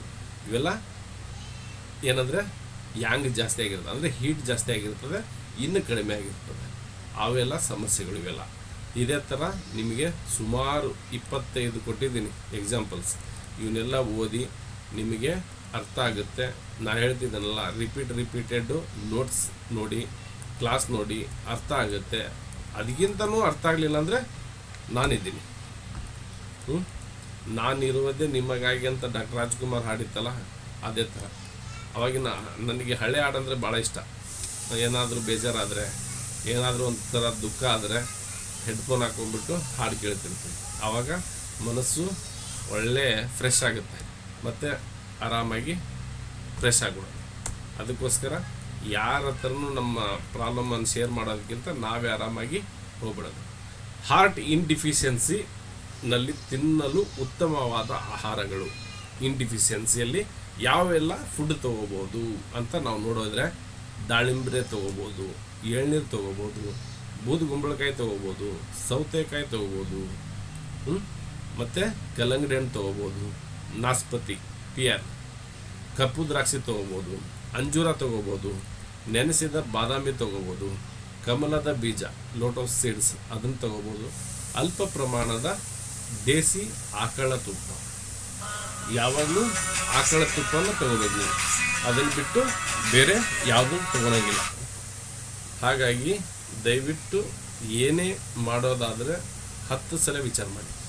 10 ಸಲ ನೀವು ವಿಚಾರ ಮಾಡಿದಾಗ ನಿಮಗೆ ಒಂದು ಪ್ರಾಬ್ಲಮನ್ನು ಸೊಲ್ಯೂಷನ್ ಕಂಡುಹಿಡಿಬೋದು. ನೀವು ಸುಮ್ಮನೆ ಕುಂತ್ರೆ ಏನೂ ಆಗೋದಿಲ್ಲ. ಕೈ ಕೆಸರಾದರೆ ಬಾಯಿ ಮೊಸರು ಅಂತ ಹಿರಿಯರು ಎಷ್ಟೆಲ್ಲ ಗಾದೆ ಮಾತು ಮಾಡಿದಾರಲ್ಲ, ಅವು ಯಾವ ತಪ್ಪಾಗಿಲ್ಲ, ಎಲ್ಲ ಸರಿ ಇದೆ. ನೀವು ಎಷ್ಟು ಬೇಕಾದ್ರೆ ನೋಡಿ, ನಿಮ್ಮ ಜೀವನದಲ್ಲಿ ನೋಡಿ, ಬೇರೆಯವ್ರ ಜೀವನದಲ್ಲಿ ನೋಡಿ, ಯಾವುದೂ ತಪ್ಪಾಗಿಲ್ಲ. ಕೆಲವೊಬ್ಬರಿಗೆ ಬ್ಲಡ್ ಡಿಫಿಷಿಯನ್ಸಿ ಇದ್ದರೆ ನಾವು ಬೀಟ್ರೋಟು, ಕ್ಯಾರೆಟು, ಮತ್ತು ನೆಲ್ಲಿಕಾಯಿ ಇಲ್ಲಾಂದರೆ ಪಿಯರು ತಿನ್ನೋಕೆ ಹೇಳ್ತೀವಿ, ಜ್ಯೂಸ್ ಮಾಡ್ಕೊಂಡು ಕುಡಿರಿ ಅಂತ ಹೇಳ್ತೀವಿ. ಯಾಕಂದರೆ ಅಲ್ಲಿ ಇನ್ ಡಿಫಿಷಿಯನ್ಸಿ ಇರುತ್ತೆ, ಇನ್ ರೇಜ್ ಆಗುತ್ತೆ. ಮತ್ತು ನುಗ್ಗೆ ಸೊಪ್ಪು, ಡ್ರಮ್ ಸ್ಟಿಕ್ ಲೀವ್ಸ್, ಮನೆ ಇಲ್ಲಾಂದರೆ ತೋಟ ಇತ್ತಂದರೆ ನುಗ್ಗೆ ಗಿಡಗಳನ್ನು ಬೆಳೀರಿ. ನುಗ್ಗೆ ಬೀಜಗಳನ್ನು ಒಣಗಿಸಿ ಅದರೊಳಗಡೆ ಇರ್ತಕ್ಕಂಥ ಪಪ್ಪು ತಿಂದರೆ ನಿಮಗೆ ಲಂಗ್ಸ್ಗೂ ಕೂಡ ಸ್ಟ್ರೆಂತ್ ಬರುತ್ತೆ. ಬಿಳೆ ಆಹಾರ ಲಂಗ್ಸ್ಗೆ ಭಾಳ ಅತ್ಯುತ್ತಮ. ಹಾಗಾಗಿ ಈ ಥರ ಇವನ್ನೆಲ್ಲ ಮಾಡ್ಕೊತ ಬನ್ನಿ. ಅದೇ ಹಾರ್ಟ್ ಇನ್ಡಿಫಿಷಿಯನ್ಸ್ನಲ್ಲಿ ತಪ್ಪಿಸಬೇಕಾದ ಆಹಾರಗಳು ಯಾವುವು? ಓಕೆ, ಈಗಂತೂ ಯಾವ್ದು ತಿನ್ಬೇಕಂತ ಹೇಳಿದ್ವಿ ನಾವು. ಯಾವುದು ತಿನ್ನಬಾರ್ದು? ಒಣ ಮೆಣಸಿನ್ಕಾಯಿ ತಿನ್ನಬಾರ್ದು, ಹಸಿ ಮೆಣಸಿನ್ಕಾಯಿ ತಿನ್ನಬಾರ್ದು, ಹೆಚ್ಚು ಕಾಫಿ ತಿನ್ನಬಾರ್ದು. ನಿಮಗೆ ಕೆಲವೊಬ್ಬರಿಗೆ ಒಂದು ಡೌಟ್ ಇರುತ್ತೆ, ಏನು ಲಿವರ್ನಲ್ಲಿಯೂ ಅದೇ ಹೇಳಿದರು ಇವರು, ಗಾಲ್ ಬ್ಲಾಡರ್ನಲ್ಲಿಯೂ ಅದೇ ಹೇಳಿದರು, ಹಾರ್ಟ್ನಲ್ಲಿಯೂ ಇದೇ ಹೇಳ್ತಾ ಇದ್ದಾರೆ. ಅಂದರೆ ಇದರಲ್ಲಿ ನೀವು ಅರ್ಥ ಮಾಡ್ಕೊಂಬಿಡಿ, ಹೆಂಗಂದರೆ ಈ ಥರ ಇರೋ ವಸ್ತುಗಳನ್ನ ಎಲ್ಲಿ ತಿನ್ನಬಾರ್ದು. ಅದು ಹೀಟ್ ಆಗಲಿ, ಸ್ಟಮಕ್ ಆಗಲಿ, ಕಿಡ್ನಿ ಆಗಲಿ, ಮತ್ತೊಂದು ಮೆಡಿಯನ್ ಆಗಲಿ. ಇನ್ಡಿಫಿಷಿಯನ್ಸಿ ಇದ್ದರೆ ಹೀಟ್ ಇರ್ತಕ್ಕಂಥ ಐಟಮು ಎಲ್ಲ ಬಂದ್ಬಿಡುತ್ತಲ್ಲಿ. ಈ ಹಾರ್ಟಿಗೆ ಬೇರೆ, ಲಿವರಿಗೆ ಬೇರೆ, ಮತ್ತು ನಿಮಗೆ ದೊಡ್ಡ ಕರಡಿಗೆ ಬೇರೆ, ಆ ಥರ ಇಲ್ಲ. ಹಾರ್ಟನ್ನು ನೀವು ಹೀಟ್ ಇರ್ತಕ್ಕಂಥ ಪದಾರ್ಥಗಳನ್ನು ಒಟ್ಟಿನಲ್ಲಿ ಯಾವ ಮೆರಿಡಿಯನ್ನಿಗೂ ತೊಗೋಬಾರ್ದು. ಹೀಟ್ ಇದ್ದರೆ ನೀವು ಇದನ್ನು ನೆಕ್ಸ್ಟು ಇನ್ನೂ ಮೆರಿಡಿಯನ್ ಬ್ಯಾಲೆನ್ಸ್ ಉಳಿದಿರ್ತಾವಲ್ಲ, ಆವಾಗೂ ಕೂಡ ನಿಮಗೆ ಒಣ ಮೆಣಸಿನ್ಕಾಯಿನೇ ಬರುತ್ತೆ, ಹಸಿ ಮೆಣಸಿನ್ಕಾಯಿನೇ ಬರುತ್ತೆ, ಕಾಫಿನೇ ಬರುತ್ತೆ, ಮದ್ಯಪಾನನೇ ಬರುತ್ತೆ. ಮತ್ತು ಕನ್ಫ್ಯೂಸ್ ಆಗಿಬಿಟ್ಟು ಮತ್ತು ಇವರೆಲ್ಲ ಏನು ಹೇಳಿದ್ದೆ ಹೇಳ್ತಾ ಅದನ್ನು ಮನುಷ್ಯ ಏನೇನು ತಪ್ಪು ಅಂತ ತಿಳ್ಕೊಬೇಡಿ. ಇವು ಹೀಟ್ ರೇಸ್ ಮಾಡ್ತಕ್ಕಂಥ ಆಹಾರಗಳು. ಇವೆಲ್ಲ ಮೆರಿಡಿಯನ್ಗೂ ಒಂದೇ, ಆದರೆ ಎಲ್ಲದಕ್ಕೂ ನಾವು ತಿಳಿಸ್ಬೇಕು, ಅದು ನನ್ನ ಕರ್ತವ್ಯ. ಓಕೆನಾ? ನೆಕ್ಸ್ಟು ಕರಿದ ಆಹಾರ, ಪ್ಯಾಕೆಟ್ ಆಹಾರ, ಬೇಕರಿ ಪದಾರ್ಥಗಳು, ಮೈದಾ, ಅತಿಯಾದ ಬೆಳ್ಳುಳ್ಳಿ, ಜಂಕ್ ಫುಡ್ಡು ಇವೆಲ್ಲ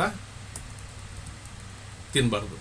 ನೋಡಿ, ಎಕ್ಸಸ್ ಶುಗರ್, ಅತಿಯಾದ ಸಕ್ಕರೆ ದಯವಿಟ್ಟು ಮನೇಲಿ ತರಲೇಬೇಡಿ. Okay, heart yin deficiency meridian, heart meridian yin meridian. Colour ಯಾವುದು? Red dot. If heat symptoms severe heart red, heart brown dot. ನೋಡಿ, ಹಾರ್ಟ್ ಮೆರಿಡಿಯನ್ನಲ್ಲಿ ಇನ್ ಮೆರಿಡಿಯನ್ ಆದಪ್ಪ ಅಂದರೆ ನೀವು ಇಲ್ಲಿ ಇನ್ಡಿಫಿಷಿಯನ್ಸಿ ಅಂತ ಕೊಟ್ಟಿದ್ದೀವಿ. ಇನ್ಡಿಫಿಷಿಯನ್ಸಿ ಅಂದರೆ ಏನು? ಅದಕ್ಕೆ ಕಲರು ಹಾರ್ಟ್ ಮೆರಿಡಿಯನ್ನಲ್ಲಿ ರೆಡ್ ಡಾಟ್ ಹಾಕಬೇಕು. ಓಕೆ, ಮತ್ತು ಇಫ್ ಹೀಟ್ ಸಿಂಪ್ಟಮ್ಸ್ ಸರ್ವರ್ ಅಂದರೆ ಅಲ್ಲಿ ಬ್ರೌನ್ ಡಾಟ್ ಹಾಕಬೇಕು. ಅಂದರೆ ಹೀಟ್ ಸಿಂಪ್ಟಮ್ಸ್ ಬಂದರೆ ಬ್ರೌನ್ ಡಾಟ್ ಹಾಕಿ, ರೆಡ್ ಡಾಟ್ ಹತ್ರ ಬ್ರೌನ್ ಡಾಟನ್ನು ಹಾಕಬೇಕು. ಇಫ್ ಆಂಗ್ಸೈಟಿ ಪ್ಲಸ್ ಇನ್ಸೋಮನಿಯಾ ಅಂದರೆ ಭಯ ಮತ್ತು ನಿದ್ರಾಹೀನತೆ ಇದ್ದರೆ ಹಾರ್ಟಿಗೆ ಡಾರ್ಕ್ ಬ್ಲೂ ಕಲರ್ ಆಗಲಿ, ಅಂದರೆ ಯಾಂಗ್ ರೇಜ್ ಆಗಿರ್ತದೆ, ಅಲ್ಲಿ ಕೋಲ್ಡ್ ಮಾಡಿ ಹಾರ್ಟ್ ರೆಡ್ ಡಾಟ್ ಒಂದನ್ನು ನೀವು ಹಾಕ್ಬೋದು.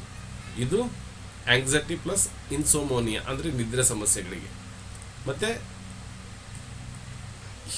ಹಾರ್ಟ್ ಕಂಟ್ರೋಲ್ ಮಾಡೋದು ಏನಂದರೆ ಬ್ಲಡ್ಡು, ಶೆನ್ ಅಂದರೆ ಮನಸ್ಸು, ಸ್ಲೀಪ್ ಅಂದರೆ ನಿದ್ರೆ, ಮೆಮೊರಿ ಅಂದರೆ ನೆನಪು, ಟಂಗ್ ನಾಲಿಗೆ. ಇವೆಲ್ಲ 5 ನಮ್ಮ ಹಾರ್ಟು ಕಂಟ್ರೋಲ್ ಮಾಡುತ್ತೆ. ಹಾಗಾಗಿ ಇನ್ಮೇಲೆ ನಿಮಗೆ ನಾಲಿಗೆ ಉರಿ ಇದ್ದರೆ, ಅದು ಏನೇ ಇದ್ದರೆ ತಿಳ್ಕೊಬೇಕು ನನ್ನ ಹಾರ್ಟು ಹೀಟ್ ಇದೆ ಅಂತ. ಆವಾಗ ಹೀಟ್ ಪದಾರ್ಥಗಳನ್ನು ಅವಾಯ್ಡ್ ಮಾಡಿ. ಹಾರ್ಟ್ ಇನ್ಡಿಫಿಷಿಯನ್ಸಿ ಫಾರ್ಮುಲಾ ಏನಂದರೆ insomnia, anxiety, night sweating, dry mouth, palpitations ಅಂದರೆ ಕನ್ನಡದಲ್ಲಿ ನಿದ್ರೆ ಸಮಸ್ಯೆ, ಆತಂಕ, ರಾತ್ರಿ ಬೆವರು, ಬಾಯಿ ಒಣಗೋದು, ಹೃದಯ ಬಡಿತ ಹೆಚ್ಚಾಗೋದು. ಇದು ಯಾವುದೆಲ್ಲ ಇನ್ಡಿಫಿಷಿಯನ್ಸಿ ಇದ್ದರೆ ಮಾತ್ರ. ಹಾಗಾಗಿ 6 ಕೀ ಫಾರ್ಮುಲಾದಲ್ಲಿ heart yin deficiency red, heart heat brown, heart anxiety plus insomnia dark blue. ಇವು ಕಲರ್ ಫಾರ್ಮುಲಾದಲ್ಲಿ ಕೊಟ್ಟಿದ್ದೀವಿ. ಏನಾರು ಇದ್ದರೆ ನಿಮಗೆ ನೆಕ್ಸ್ಟು ಮತ್ತೆ ಮುಂದೆ ಹೇಳ್ತೀವಿ.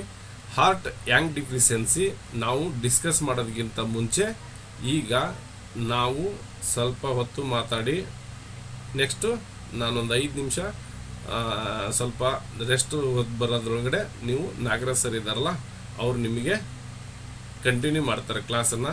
ಹಾಗಾಗಿ ನೀವು ಏನು ಮಾಡಿ ಅಂದರೆ ಒಂದು 2 ರಿಂದ 3 ನಿಮಿಷ ಏನಾದರೂ ಕ್ವಶನ್ಸ್ ಇದ್ದರೆ ಕೇಳಿ. ಓಕೆನಾ? ಅನ್ಮ್ಯೂಟ್ ಮಾಡ್ತೀನಿ. ಯಾರಾದರೂ ಏನಾದರೂ ಸ್ಪೀಡ್ ಆಯಿತಾ, ಕರೆಕ್ಟ್ ಆಯಿತಾ, ಅರ್ಥ ಆಯಿತಾ ಅಂತ ಮಾತಾಡಿ. ಯಾರಾದರೂ ನಾಗರಾಜ್ ಸರ್ ಮಾತಾಡಿ, ಇಲ್ಲ ಮಣಿಕಂಠ ಸರ್ ಹೇಳಿ ಸರ್, ಮಾತಾಡಿ.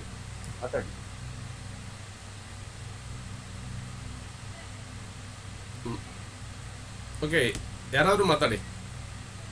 ಮಾತಾಡಿ ಮೇಡಮ್, ಕೇಳ್ತದಲ್ಲ ನೀವು ನೋಡಿ. ಅಲ್ಲ ಅಲ್ಲ, ನಿಮ್ದು ಇದೆ ಮಾತಿದೆ. ಅಂದ್ರೆ ಈಗ ಡೌಟ್ಸ್ ಇನ್ನ ಕೇಳ್ತಾ ಇದೀನಿ, ಯಾರೋ ಈಗ ಇಷ್ಟ ತನಕ ಕ್ಲಾಸ್ ಮಾಡಿದ ಬಗ್ಗೆ. ಅದನ್ನೇ ಸರ್. ಅದೇ ಸರ್ ತಾವು ಹೇಳಿದ್ರಿ ಹಾರ್ಟ್ ರೆಡ್ ಮತ್ತೆ ಹಾರ್ಟ್ ತೋರಿಸ್ಬಿಟ್ಟು ಬ್ರೌನು ಅಂತ, ಅದೊಂದ್ ಸ್ವಲ್ಪ ಅರ್ಥ ಆಗಿಲ್ವಲ್ಲ ಸರ್? ಅರ್ಥ ಆಗಿಲ್ವಾ? ಇನ್ಡಿಫಿಷಿಯನ್ಸಿ ಅಲ್ಲಿ ಹಾರ್ಟ್ ಅಲ್ಲಿ PPT ಅಲ್ಲಿದೆ, ಹಾರ್ಟ್ ಗೆ ರೆಡ್, ಹಾರ್ಟ್ ಗೆ ಬ್ರೌನ್ ಅಂತ 2 ಸಾರಿ ಹಾರ್ಟ್ ಕಲರ್ ಬೇರೆ ಇದೆ, ಅದೇ ಅರ್ಥ ಆಗಿಲ್ಲ. ಅಂದ್ರೆ ಹಾರ್ಟ್ ಇನ್ಡಿಫಿಷಿಯನ್ಸಿ ಅಂದ್ರೆ ತಂಪು ಆಗಿರ್ತದೆ. ಹಾರ್ಟ್ ಅಂದ್ರೆ ತಂಪಿದ್ದಾಗ ಹೌದು. ರೆಡ್ ಡಾಟ್ ಅನ್ನ ಯೂಸ್ ಮಾಡಿ. ಹಾರ್ಟ್ ಯಾಂಗ್ ಡಿಫಿಷಿಯನ್ಸಿ ಅಂದ್ರೆ ಅಲ್ಲಿ ಉಲ್ಟಾ, ಹೀಟ್ ಆದಾಗ ಬ್ರೌನ್ ಡಾಟ್ ಅನ್ನ ಯೂಸ್ ಮಾಡಿ. ಇಷ್ಟೇ. ಈ ಅಲ್ಲ, ಇನ್ನಲ್ಲೇ 2 ಬಂದಿದೆ, ಅದಕ್ಕೆ ಅದೊಂದ್ ಸ್ವಲ್ಪ PPT. ಅವ್ರು ಏನ್ ಹೇಳಿದಾರಂದ್ರೆ ಹಾರ್ಟ್ 2 ಕಲರ್ ಕೊಟ್ಟಿದ್ದಾರೆ. ಇನ್ಡಿಫಿಷಿಯನ್ಸಿ ಆದ್ರೆ ಆ ತರ ಮಾಡ್ಕೊಳ್ಳಿ, ಯಾಂಗ್ ಡಿಫಿಷಿಯನ್ಸಿ ಆದ್ರೆ ಈ ತರ ಮಾಡ್ಕೊಳ್ಳಿ. ಅರ್ಥ ಆಯ್ತಾ? ಸರಿ ಸರ್, ಅದು ಒಂದ್ ನಿಮಿಷ PPT ಬಂದ್ಮೇಲೆ ಒಂದ್ಸಾರಿ ನೋಡಿ. ಒಂದ್ ನಿಮಿಷ ತಡ್ರಿ, ಕ್ಲಿಯರ್ ಮಾಡ್ಬಿಡ್ತೀನಿ. ಯಾಕೆ ಅದು ಕನ್ಫ್ಯೂಸ್ ಇರಬಾರ್ದು ಮತ್ತೆ. ನೋಡಿ ಇಲ್ಲಿ ಏನ್ ಕೊಟ್ಟಿದ್ದಾರೆ, ಹಾರ್ಟ್ ಇನ್ಡಿಫಿಷಿಯನ್ಸಿ ರೆಡ್, ಕರೆಕ್ಟ್ರಾ? ಇಲ್ಲ, PPT ಬರಲಿಲ್ಲ ಸರ್. ಬಂದು. ಓಕೆ, ಹಾರ್ಟ್ ಇನ್ಡಿಫಿಷಿಯನ್ಸಿ ರೆಡ್ ಅಂತ ಹಾಕಿದ್ದಾರೆ ಅವರು. Heart heat brown, ಕರೆಕ್ಟ್ರಾ?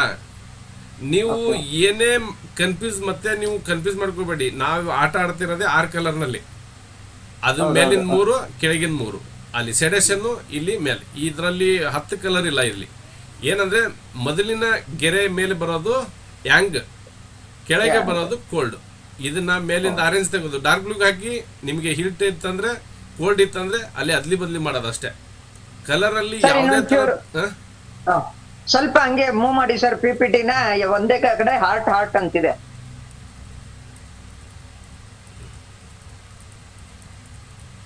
ಕೀ ಆದ್ಮೇಲೆ 6 ಕೀ ಆದ್ಮೇಲೆ ತಾವು ಹೇಳಿದ್ದೆ ಅದನ್ನ. ಇಲ್ಲಿ ಅಂತ ಹೇಳ್ತಿದ್ರಾ? ಇಲ್ಲ, ಇನ್ನೊಂಚೂರು ಹಂಗೆ PPT ಮೂವ್ ಆಗ್ಲಿ ಸರ್. ಅಲ್ಲಿ ಇಲ್ಲಿ if heat systems severe. If heat symptom server ಅಂತ ಅಂದ್ರೆ ನಿಮಗೆ 2 ಕಲರ್ ಕೊಟ್ಟಿದ್ದಾರೆ. ಅಂದ್ರೆ ಏನ್ ಅರ್ಥ ಅಂದ್ರೆ ಇಲ್ಲಿ ನಾವು ಆಲ್ರೆಡಿ ಏನ್ ಅರ್ಥ ಮಾಡ್ಕೊಂಡಿದೀವಿ, ರೆಡ್ ಗೆ ಸೆಡೆಷನ್ ಕಲರ್ ಬಂದ್ಬಿಟ್ಟು ಬ್ರೌನ್, ಬ್ರೌನಿಗೆ ಟೋನಿಫಿಕೇಶನ್ ಕಲರ್ ಬಂದ್ಬಿಟ್ಟು ರೆಡ್. ಅರ್ಥ ಆಯ್ತಾ? ಇಲ್ಲ, ಅದೇ ಹೆಂಗ್ ಸರ್? ಹಾರ್ಟ್ ರೆಡ್ ಎಲ್ಲಿ ಹಾಕ್ಬೇಕು, ಬ್ರೌನ್ ಅಲ್ಲಿ ಹಾಕ್ಬೇಕು ಅವಾಗ? ಒಂದ್ ನಿಮಿಷ ತಡ್ರಿ.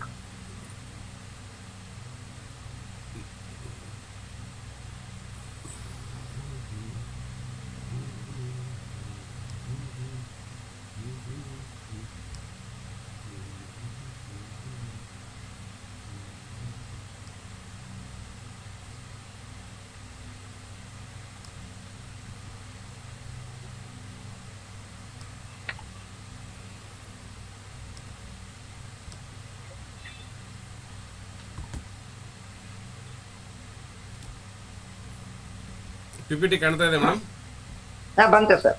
ಎಡಗಡೆ ತೋರು ಬೆರಳು, ಇದು ಕಿರುಬೆರಳು ಸೈಡ್, ಅಂದ್ರೆ ಕಿರುಬೆರಳೆ ಭಾಗ ಹಾರ್ಟ್ ಮೆರಿಡಿಯನ್ ಬರ್ತದೆ, ಸರಿನಾ? ಈ ಕಲರ್ನ ನೀವು ಆರೆಂಜ್ ಇದ್ದಲ್ಲಿ ಡಾರ್ಕ್ ಬ್ಲೂ ಸೆಡೆಷನ್, ಕರೆಕ್ಟಾ?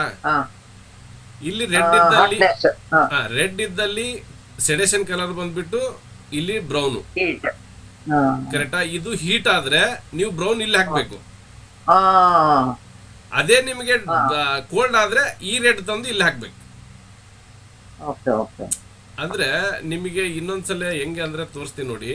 ಈಗ ಇಲ್ಲಿ ರೆಡ್ ಇದೆ, ಸರಿನಾ?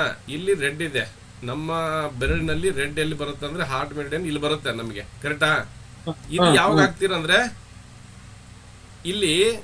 ಇಲ್ಲಿ ಈ ಕಲರ್ನ ಏನಿರುತ್ತಲ್ಲ, ಇಲ್ಲಿ ಬ್ರೌನ್ ತಗೊಂತೀವಿ ನಾವು. ಅವಾಗ ಹೀಟ್ ಇದೆ, ಅವ್ರದ್ದು ಹೀಟ್ ಇದೆ ಅಂತ ಇಟ್ಕೊಳ್ಳಿ. ಹೀಟ್ ಇದ್ದಾಗ ಏನ್ ಮಾಡ್ತೀನಿ, ಇಲ್ಲಿ ಬ್ರೌನ್ ಕಲರ್ ಯೂಸ್ ಮಾಡ್ತೀನಿ ನಾನು. ಬ್ರೌನ್ ಕಲರ್ ಯೂಸ್ ಮಾಡ್ತೀನಿ, ಕರೆಕ್ಟಾ? ಅವನಿಗೆ ಇನ್ಡಿಫಿಷಿಯನ್ಸಿ ಇದೆ ಅಂದ್ರೆ ಇನ್ನಂದ್ರು ತಂಪಿದೆ ಅವರಿಗೆ. ಅವಾಗ ಏನ್ ಮಾಡ್ತೀನಿ ಗೊತ್ತಾ, ನೆಕ್ಸ್ಟ್ ರೆಡ್ ತಗೊಂತೀನಿ ನಾನು. ರೆಡ್ ತಗೊಂಡಾಗ ಇಲ್ಲಿ ಹಾಕ್ತೀನಿ. ಅರ್ಥ ಆಯ್ತಾ? ಇಲ್ಲಿ ಒರಿಜಿನಲ್ ಕಲರ್ ಬಂದು ಬ್ರೌನ್ ಇತ್ತು, ಇಲ್ಲಿ ರೆಡ್ ಬರ್ತದೆ ಒರಿಜಿನಲ್ ಕಲರ್. ಅರ್ಥ ಆಯ್ತಾ ಇಲ್ಲ? ಸರಿ ಸರ್, ಸರಿ ಸರ್. ಅರ್ಥ ಆಯ್ತಾ ಇಲ್ಲ? ಇರಲಿ, ಇನ್ನೊಂದ್ಸಲ ಹೇಳ್ಕೊಡೋಣ, ಅದಕ್ಕೇನು ತೊಂದರೆ ಇಲ್ಲ. ಇಲ್ಲಿ ಈ ಗೆರೆ ಫಸ್ಟ್ ಗೆರೆ ಏನ್ ಬರ್ತದಲ್ಲ, ಈ ಫಸ್ಟ್ ಗೆರೆಯಲ್ಲಿ ನಮ್ದು ಏನೇ ಬಂದ್ರು ಯಾಂಗ್ ಕಲರ್ಸ್ ಬರ್ತವೆ. ಇದನ್ನ ಎಲ್ಲರೂ ಫಸ್ಟಿಂದಾನೆ, ಯಾಕಂದ್ರೆ ಕ್ಲಾಸ್ನಲ್ಲಿ ಹೇಳಿದೀವಿ, ಸುಮಾರು ಸಲ ಹೇಳಿದೀವಿ, ಇವತ್ತೊಂದ್ಸಲ ಹೇಳ್ತೀನಿ. ಇದೇನು ಬರುತ್ತಲ್ಲ, ಈ ಫಸ್ಟ್ ಲೈನ್ ಬಂದ್ಬಿಟ್ಟು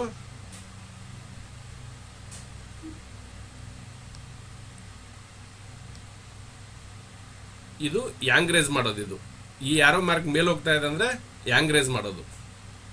ಅರ್ಥ ಆಯ್ತಾ ಮೇಡಮ್? ಈ ಯಾರೋ ಮಾರ್ಕು ಇಲ್ಲಿಂದ ಇಲ್ಲಿ ಬಂದ್ರೆ ಸೆಡೇಷನ್ ಮಾಡೋದು ಕಲರು. ಆಯ್ತಾ? ಇಲ್ಲಿಂದ ಈ ಗೆರೆಯಿಂದ ಇಲ್ಲಿ ನೀವು ಮೇಲೆ ಹೋಗ್ತಾ ಇದ್ರೆ ಅಂದ್ರೆ 1, 2, 3 ಹೀಟ್ ಮಾಡೋ ಕಲರ್ಸ್ ಇವೆಲ್ಲ. ಓಕೆನಾ? ಈಗ ನಿಮಗೆ ಹೀಟ್ ಆಗಿದೆ, ಎಲ್ಲಿ ಹಾರ್ಟ್ ನಲ್ಲಿ ಹೀಟ್ ಆಗಿದೆ. ನೀವೇನ್ ಮಾಡ್ಬೇಕು ಗೊತ್ತಾ? ಅವಾಗ ನೀವು ಈ ಕೋಲ್ಡ್ ಇರ್ತಕ್ಕಂಥ ಬ್ರೌನ್ ಕಲರ್ನ ಇಲ್ಲಿ ತಂದು ರೆಡ್ಡಿಗೆ ಹಾಕ್ಬೇಕು ನೀವು. ಡ್ರೈನೆಸ್ ಅಂದ್ರೆ ಕಲರು ಬ್ರೌನು, ಅದು ತಂಪ್ ಮಾಡುತ್ತೆ. ಇಲ್ಲಿ ಹೀಟ್ ಇರುತ್ತೆ, ಇಲ್ಲಿ ತಂದು ಇಲ್ಲಿ ಕಲರ್ ಹಾಕಿದ್ರೆ ತಂಪಾಯ್ತು ನಿಮ್ದು. ಓಕೆ, ನಿಮ್ದು ತಂಪಿದೆ ಬಾಡಿ, ಅವಾಗ ಏನ್ ಮಾಡ್ಬೇಕು? ನೀವು ಇಲ್ಲಿಂದ ರೆಡ್ ತಗೊಂಡ್ಬಂದು ಬ್ರೌನ್ ಡಾಟ್ ಕಡೆ ಹಾಕ್ಬೇಕು. ಅರ್ಥ ಆಯ್ತಾ? ಅಥವಾ ನಾವು ಕೋಲ್ಡ್ನೆಸ್ ನೇವಿ ಬ್ಲೂ ನ ತಗೊಂಡೋಗಿ ಹೀಟ್ ಜಾಗಕ್ಕೂ ಹಾಕ್ಬೋದು. ಅದು ನಾನು ಏನ್ ಹೇಳ್ತೀನಿ, ನೀವು ಎಕ್ಸ್ಪರ್ಟ್ ಆದ್ಮೇಲೆ ಅವೆಲ್ಲ ಮಾಡ್ಬೇಕು ನೀವು. ಈಗ ನಾನು ನಿಮಗೆ ಬರಳಷ್ಟೇ ತೋರ್ಸೋದೀಗ, ನೀವು ನನಗಿಂತ ಹಸ್ತನೇ ನುಂಗ್ಬೋದು ಆಮೇಲೆ, ಯಾರಿಗ್ ಗೊತ್ತು? ಅಲ್ಲ ಸರ್, ಇವಾಗ ಡ್ರೈನೆಸ್ ನ ನಾವು ಹೀಟ್ ಹಾಕ್ತಿವಿ, ತುಂಬಾ ಹಾಟ್ನೆಸ್ ಇತ್ತು, ಅವಾಗ ಬ್ರೌನ್ ನ ತಗೊಂಡೋಗಿ ಹಾಟ್ನೆಸ್ ಜಾಗದಲ್ಲೂ ಆಗ್ಬೋದು. ಅಲ್ಲಿ ಇದು ಏನ್ ಗೊತ್ತಾ, ನಾನು ಮೊನ್ನೆ ನಿಮಗೆ ತಿಳಿಸಿದ್ದೀನಿ, ಇನ್ನೊಂದ್ಸಲ ನೀವು ವಿಡಿಯೋ ನೋಡಿಲ್ಲ ಅನ್ಸುತ್ತೆ. ಇದು ಹೈ ಡೋಸೇಜ್ ಇದು ಹಾಟ್ನೆಸ್ ಬಂದ್ಬಿಟ್ಟು ಹೈ ಡೋಸೇಜ್, ಇದು ಮೀಡಿಯಂ ಡೋಸೇಜ್, ಇದು ಲೋ ಡೋಸೇಜ್. 3 ತರದಲ್ಲಿ ಹೇಳಿದೀನಿ. ಈ 3 ತರದಲ್ಲಿ ನೀವು ಹೆಂಗಾರ ಆಟ ಆಡ್ಕೊಳ್ಳಿ, ಅದು ನಿಮಗೆ ಬಿಟ್ಟಿದ್ದು. ಗೊತ್ತಾಯ್ತಾ? ಗೊತ್ತಾಯ್ತು. ಓಕೆ, ಈಗ ನಿಮ್ಮ ಸಮಸ್ಯೆ ಹೆಂಗಿದೆ ಅದರ ಮೇಲೆ ನಾನು ನಾಗರಾಜ್ ಸರಿಗೆ ನಮ್ಮ ಕ್ಲಾಸನ್ನು ಹ್ಯಾಂಡ್ ಓವರ್ ಮಾಡ್ತಾ ಇದ್ದೀನಿ. ಅವರು ಈಗ ನಿಮಗೆ ಸ್ವಲ್ಪ ಲಿಂಬೆಹಣ್ಣಿನ ಬಗ್ಗೆ, ನಮ್ಮ ಮೆರಿಡಿಯನ್ ಹೆಂಗ್ ಸ್ಟ್ರೆಂಥನ್ ಮಾಡಬೇಕು ಅಂತ ಹೇಳ್ತಾರೆ. ನಂದು 5 ನಿಮಿಷ ಬರ್ತೀನಿ ಸರ್. ನಾಗರಾಜ್ ಸರ್, ಓಕೆ ಮಾತಾಡಿ. Thank you. ಮ್ಯೂಟ್ ಮಾಡಲ ಎಲ್ಲರಿಗೂ ಅಥವಾ ಏನು ಇರ್ಲಾ? ಇಲ್ಲ ಸರ್, ಮ್ಯೂಟ್ ಮಾಡ್ಬಿಡಿ. ನಾನು 5 ನಿಮಿಷ ಹೇಳ್ತೀನಿ. ಓಕೆ, ನಾ ಮ್ಯೂಟ್ ಮಾಡಿ ಹೋಗಿರ್ತೀನಿ. ನಾ ಬರೋ ತನಕ ನಿಮ್ಗೆ ನಂದು ವಿಡಿಯೋ ಚಾಲು ಆಗೋ ತನಕ ಮ್ಯೂಟ್ ಅಲ್ಲೇ ಇರ್ತದೆ. ನೀವು ಮ್ಯೂಟ್ ಆದ್ರೆ ನಿಮಗೂ ಆಗಲ್ಲ ಅದು. ಇಲ್ಲ, ಮ್ಯೂಟ್ ಮಾಡಿದ್ರೆ ನಿಮಗೂ ಬರಲ್ಲ ಅದು. ನೀವು ಕ್ಯಾರಿ ಮಾಡಿ, ಹಂಗೆ ಮಾಡಿ. ಕೇಳ್ತಾ ಇದೆ ಸರ್? ನಾಗರಾಜ್ ಸರ್ ಕೇಳ್ತಾ ಇದ್ದ, ಹಾಗೆ ಮಾತಾಡಿ. ಹಲೋ, ಈಗ ಕೇಳ್ತಾ ಇದೆ. ಈಗ ನಾ ಮ್ಯೂಟ್ ಮಾಡಿದ್ರೆ ಬರಲ್ಲ, ಯಾರು ಮಾತಾಡಬೇಡಿ. ನಮ್ಮ ನಾಗರಾಜ್ ಸರ್ ಕಂಟಿನ್ಯೂ ಮಾಡ್ತಾರೆ. ಓಕೆ, ಥ್ಯಾಂಕ್ ಯು ಸರ್, ಮಾಡಿ. ಓಕೆ, ಎಲ್ಲ ಆತ್ಮ ಬಂಧುಗಳಿಗೆ ನಮಸ್ಕಾರ. ನಂದು ನಿಮ್ಗೂ ಥೆರಪಿದು ವಿಶ್ವ ಆರೋಗ್ಯ ಇದರಲ್ಲಿ ಗ್ರೂಪಲ್ಲಿ ಹಾಕಿದೆ, ನಂಬರ್ 1, ನಂಬರ್ 2. ನನ್ನ ಪ್ರಕಾರ ಇಲ್ಲಿ ಜಾಯಿನ್ ಆಗೋರಲ್ಲಿ 50 to 70% ಎಲ್ರಿಗೂ ಗೊತ್ತಿದೆ, ಹೇಗೆ ನಿಂಬೆಹಣ್ಣೆ ಹೆಂಗೆ ನೀರು ಕುಡಿಬೇಕು ಎಲ್ಲ ಅಂತ. ಅದನ್ನೆಲ್ಲ ಇನ್ನೊಂದು ದಿವಸ ಕ್ಲಾಸ್ ಕೊಡ್ತೀನಿ ಅಂತ ಹೇಳಿದ್ರೆ ಅವಾಗ ಹೇಳ್ತೀನಿ. ಈಗ ಜಸ್ಟ್ ನಾನು ನಿಮ್ಗೆ ಏನು ಹೇಳ್ತಾ ಇದ್ದೀನಿ, ಯಾರಿಗೆ ಹೃದಯ ಲಿವರ್ ಪ್ರಾಬ್ಲಮ್, ಲಿವರ್ ಅಂದರೆ ಲಿವರ್ ಕೋಲ್ಡು, ಟೋಟಲ್ ಹೇಳ್ತೀನಿ. ಲಿವರ್ ಹೀಟ್ ಇರೋರು ನಾನು ಹೇಳ್ತಾ ಇಲ್ಲ, ಅದೆಲ್ಲ ನೀವೇ ನೋಡ್ಕೊಳ್ಳಿ. ಯಾರಿಗೆ ಲಿವರ್ ಕೋಲ್ಡ್ ಆಗಿದೆ ಅವರು ದಯವಿಟ್ಟು ನಿಂಬೆಹಣ್ಣನ್ನ ಯೂಸ್ ಮಾಡ್ಬೋದು. ಯಾವ ಥರ ಯೂಸ್ ಮಾಡ್ಬೋದು? ನಿಂಬೆಹಣ್ಣನ್ನ ಕಟ್ ಮಾಡಿ 2 ಡ್ರಾಪ್ ಹಾಕೋಬೋದು. ಅದನ್ನು ಫ್ರಿಡ್ಜಲ್ಲಿ ಇರಬಾರ್ದು ಅಷ್ಟೇ. ಓಕೆ, ಫ್ರಿಡ್ಜಲ್ಲಿರೋ ಐಟಮ್ನ ಯೂಸ್ ಮಾಡಬಾರ್ದು, ಕಟ್ಟಿ ಮಾಡ್ಬೋದು. ಇನ್ ಕೇಸ್ ಹಂಗಾಗಲ್ಲ ಅಂದರೆ ಮೀಡಿಯಮ್ ಗಾತ್ರ, ಮೀಡಿಯಮ್ ಅಂದರೆ ಗೋಲಿ ಅಂತೀವಿ ಹೇಳ್ದ ಆ ಥರ, ಡಬಲ್ ಅಥವಾ ಟ್ರಿಬಲ್, ಮ್ಯಾಕ್ಸಿಮಮ್ ಒಂದು 10 ರಿಂದ 15 ಗ್ರಾಮ್ ಇರೋದನ್ನ 4 ಭಾಗ ಕಟ್ ಮಾಡಿ, ಒಂದು ನೀವು ಕುಡಿಯೋ ನೀರಿಗೆ ಹಾಕೊಂಡು, ನೀವು ಏನು ದಿವಸ 3 ಲೀಟರ್ ನೀರು ಕುಡಿತೀರಲ್ಲ, ಇನ್ಸ್ಟೆಡ್ ಆಫ್ ನೀರು ಜೊತೆಗೆ ಅದು ಕುಡಿಬೋದು. ಜೊತೆಗೆ ಅದಕ್ಕೊಂಚೂರು ಶುಂಠಿನೂ ಹಾಕೋಬೋದು, ಇಲ್ಲ ಜೀರಿಗೆ ಹಾಕೋಬೋದು, ಇಲ್ಲ ಮೆಣಸು ಹಾಕೋಬೋದು. ಇದು ನಿಮಗೆ ಲಿವರ್ಗೆ ಇದು ಆ್ಯಂಗರೈಸ್ ಮಾಡ್ತದೆ. ಫ್ಯಾಟಿ ಲಿವರ್ ಕೂಡ ಇದೇ ಮಾಡ್ಬೋದು. ಇಲ್ಲಿ ಗಂಟೆ ಏನು ಮಾಡ್ತಾ ಇದ್ರಿ, ಇವತ್ತಿಂದ ಮಾಡಿಕೊಂಡು ನನ್ನ ಕ್ಲಾಸ್ ಅಥವಾ ನೋಡೋಣ, 3 ದಿವಸ 4 ದಿವಸ ಸಾರಿಲ್ಲ ಅಂದರೆ ಒಂದು ದಿವಸ ನನಗೆ ಕೊಡ್ತಾರೆ. ಅವಾಗ ನಿಮಗೆ ನೋಡುವ, ಕಲಬೆರಕೆ ನೀರು ಕುಡಿಬೇಡಿ, ಕಲಬೆರಕೆ ಊಟ ಮಾಡಬೇಡಿ, ಕಲಬೆರಕೆ ನಿದ್ದೆ ಮಾಡಬೇಡಿ, ಹೇಳಿದ್ರೆ ನೀರು ಕುಡಿಯೋದು ಮಾತ್ರ ಹೇಳ್ತೀನಿ ಅಷ್ಟೇ. ಆಯ್ತಲ್ಲ, ನಿಂಬೆಹಣ್ಣು ಹಂಗೆ ಮಾಡ್ಕೊಳ್ಳಿ. ಆಮೇಲೆ ಕಣ್ಣಿಗೆ ಕೂಡ ಹಾಕೋಬೋದು. ಕಣ್ಣಿಗೆ ಹಾಕೊಂಡ್ರೆ ENT ಕೆಲಸ ಮಾಡುತ್ತೆ. ಅದು ನೆಕ್ಸ್ಟ್ ನಾನು ಹೇಳ್ತೀನಿ. ಸಾಧ್ಯವಾದ ಹಾಕೊಳ್ಳಿ, ಇಲ್ಲ ಕುಡಿಯೋದನ್ನ ಕಲ್ತ್ಕೊಳ್ಳಿ, ನೋಡ್ಬೇಕು ನಿಮ್ಗೆ ಎಲ್ಲ ಆದರೆ. ಇದನ್ನ 4 ಭಾಗ ಮಾಡಿಬಿಟ್ಟು ಬೆಳಿಗ್ಗೆ ಎದ್ದ ತಕ್ಷಣ ಎಚ್ಚರ ಆಯ್ತದಲ್ಲ ನಿಮಗೆ, ಎದ್ದ ತಕ್ಷಣ ಅಲ್ಲುಜ್ಜಿದ್ರೂ ಪರವಾಗಿಲ್ಲ, ಉಜ್ಲಿಲ್ಲ ಅಂದ್ರೂ ಪರವಾಗಿಲ್ಲ, ಆ ನೀರನ್ನ ಅಕಸ್ಮಾತ್ ನೀವು ಇವತ್ತಿಂದ ಮಾಡ್ತೀವಿ ಅಂದರೆ ನೀವು ಜಾಸ್ತಿ ಇದ್ರೆ ಒಂದು 4-5 drop at least minimum 2 drop 3 drop ಹಾಕೊಂಡು ನೀರು ಕುಡಿಬೋದು. ಕುಡಿದ್ಮೇಲೆ ಅರ್ಧ ಗಂಟೆ ನೀವು ಬೇರೆ ಏನು ತಿನ್ನಬಾರ್ದು, ಹೌದಲ್ವಾ? ಧ್ಯಾನ ಮಾಡ್ಬೋದು. ಅಕಸ್ಮಾತ್ ಧ್ಯಾನ ಮಾಡಬೇಕಾದ್ರೆ ನಿಮ್ಮ ಬಾಡಿ ಹೆಂಗಾಯ್ತದೆ ಏನು ಅಂತ, ಎಸ್ ಇದು ಕುಡಿದ್ಮೇಲೆ ನಿಮ್ಗೆ ಹೆಂಗೆ ಒಳ್ಳೇದಾಯ್ತಾ ಇದೆಯಾ ಯಾವ ಥರ ಅಂತ ಇದನ್ನ ನೀವು ಅಬ್ಸರ್ವ್ ಮಾಡ್ಬೋದು. ಇದು ಮಾಡೋದ್ರಿಂದ ಮತ್ತೆ ಜೊತೆಗೆ ನನ್ನ ಇದೇನಂದ್ರೆ, ನೀವು ಯಾರ್ಯಾರಿಗೆ ಲಿವರು ಪ್ರಾಬ್ಲಮ್ ಕೋಲ್ಡ್ ಇರ್ತದಲ್ಲ ಅವರು ಅತಿಯಾದ ಹುಳಿ ತಿನ್ನಬಾರ್ದು. ನೀವು ಸಾಂಬಾರ್ಗೂ ಹುಣಸೆ ಹುಳಿನೂ ಹಾಕೊಂಡು ಅರ್ಧ ಕೆಜಿ ಟೊಮೊಟೊನೂ ಹಾಕೊಂಡು ನಮ್ಮ ನಿಂಬೆಹಣ್ಣು ಹಾಕ್ದಾಗ ಅದು ಎಕ್ಸರ್ಸೈಸ್. ನಾನು ಹೇಳ್ತಾ ಇರೋದು ಯಾರಿಗೆ ಪ್ರಾಬ್ಲಮ್ ಇರೋರಿಗೆ ಜಸ್ಟ್ 21 ಡೇಸ್ ನಿಮ್ಮ ಫುಡ್ ಹೆಂಗಿರ್ಬೇಕು ಅಂದ್ರೆ ಉಪ್ಪು ಹುಳಿ ಖಾರ ಏನು ಹಾಕ್ಬಾರ್ದು. ಬಟ್ ಇವಾಗ ನಾವೇನ್ ಮಾಡ್ಕೊಬಿಟ್ಟಿದೀವಿ, ಈ ಇದು ಸೀರಿಯಲ್ ನೋಡಕ್ಕೆ ಏನು ಕುಕ್ಕರ್ ಬಂದ್ಮೇಲೆ ಎಲ್ಲಾನು ಹಾಕ್ಬಿಟ್ಟು ತಗೊಂಡು ಹೋಗ್ಬೋದು. ಅದ್ 3 ಕೂಗ್ಲಿ 4 ಕೂಗ್ಲಿ ತಿಂತೀಯ ತಿನ್ನೋ ಮಗನೆ, ಸಾಯೋ ಮಗನೆ ಅಂದ್ಬಿಟ್ಟು ತಿಂದು ಹಾಕೊಡೋದು, ಆಮೇಲೆ ಪ್ರಾಬ್ಲಮ್ ಮಾಡ್ಕೊಳ್ಳೋದು. ಇವತ್ತಿಂದ ನೋಡಿ ನಮ್ಮ ಅಜ್ಜಿ ಹತ್ರ ನಾನು ಕಲ್ತಿರೋದು, ನಮ್ಮನೆ ನಾವು ಹಂಗೆ ಮಾಡ್ತಾ ಇರೋದು. ನೀವು ಏನಾರ ಬೇಯಿಸ್ಬೇಕಾದ್ರೆ ಐಟಮ್ನ ಉಪ್ಪು ಮಿನಿಮಮ್ ಹಾಕೋಬಹುದು, ಏನೇ ಆಗೋಳ್ಳಿ. ನಾನು ಹೇಳ್ತಾ ಇರೋದು ಉಪ್ಪು ಕಡಿಮೆ ಇದ್ರೆ ಜಾಸ್ತಿ ಮಾಡ್ಕೋಬಹುದು, ಜಾಸ್ತಿ ಇದ್ರೆ ಕಡಿಮೆ ಮಾಡೋಕ್ಕೆ ಸಾಹಸ ಮಾಡಬೇಕು. ಅಷ್ಟೆಂತಾನೆ ಯಾಕೆ? ಅಕಸ್ಮಾತ್ ನಾನು ಹೇಳ್ದಲ್ಲ ಉಪ್ಪೊಂದು ಹಾಕ್ಬೇಡಿ, ಖಾರ ಹಾಕ್ಬೋದು. ಖಾರನೂ ಕೂಡ ಏನ್ ಹೇಳ್ತೀನಿ ಗೊತ್ತಾ, ನೀವು 21 ದಿವಸ ಮೆಣಸಿಕಾಯಿ ಮುಟ್ಬಾರ್ದು, ಖಾರಕ್ಕೆ ಮೆಣಸು ಯೂಸ್ ಮಾಡಬೇಕು. ಒಂದು ನಿಂಬೆ ಹಣ್ಣೀರು, ಒಂದು ಮೆಣಸು, ಜಸ್ಟ್ 21 ದಿವಸ. ಇಡ್ಲಿ ಹಾರ್ಟೇ ಪ್ರಾಬ್ಲಮ್ ಇರಲಿ, ನಿಮ್ದು ದೇಹದಲ್ಲಿ ಏನೇನೇ ಪ್ರಾಬ್ಲಮ್ ಇತ್ತು ಅಷ್ಟೇ, ಇವೆರಡನ್ನ ಅವಾಯ್ಡ್ ಮಾಡ್ಬಿಟ್ಟು ಸೊಪ್ಪು ಸಾರು ಅಂತ ಹೇಳ್ತಾರೆ. ಸೊಪ್ಪು ಸಾರು ಅಂದ್ರೇನು, ನೀರ ಹಾಕಿ ಬೇಯಿಸೋದು. ಬೇಯಿಸಿದ್ಮೇಲೆ ಹೊರಗಡೆ ತಗೊಬಿಟ್ಟು ನಿಮ್ಮ ಹತ್ರ ಇದೆಯಲ್ಲ ಏನು ರೆಡಿಮೇಡ್ ಇರ್ತದೆ, ನಾನು 6 ಮಸಾಲೆ ಹೇಳಿರ್ತೀನಿ, ಇದು ಕಂಪಲ್ಸರಿ. ಜೀರಿಗೆ ಸಮ ಪ್ರಮಾಣ ಇದೆಯಲ್ಲ, ಜೀರಿಗೆ, ಮೆಂತ್ಯ, ಚಕ್ಕೆ, ಲವಂಗ, ಅರಿಶಿಣ ಮತ್ತೆ ಪೆಪ್ಪರು.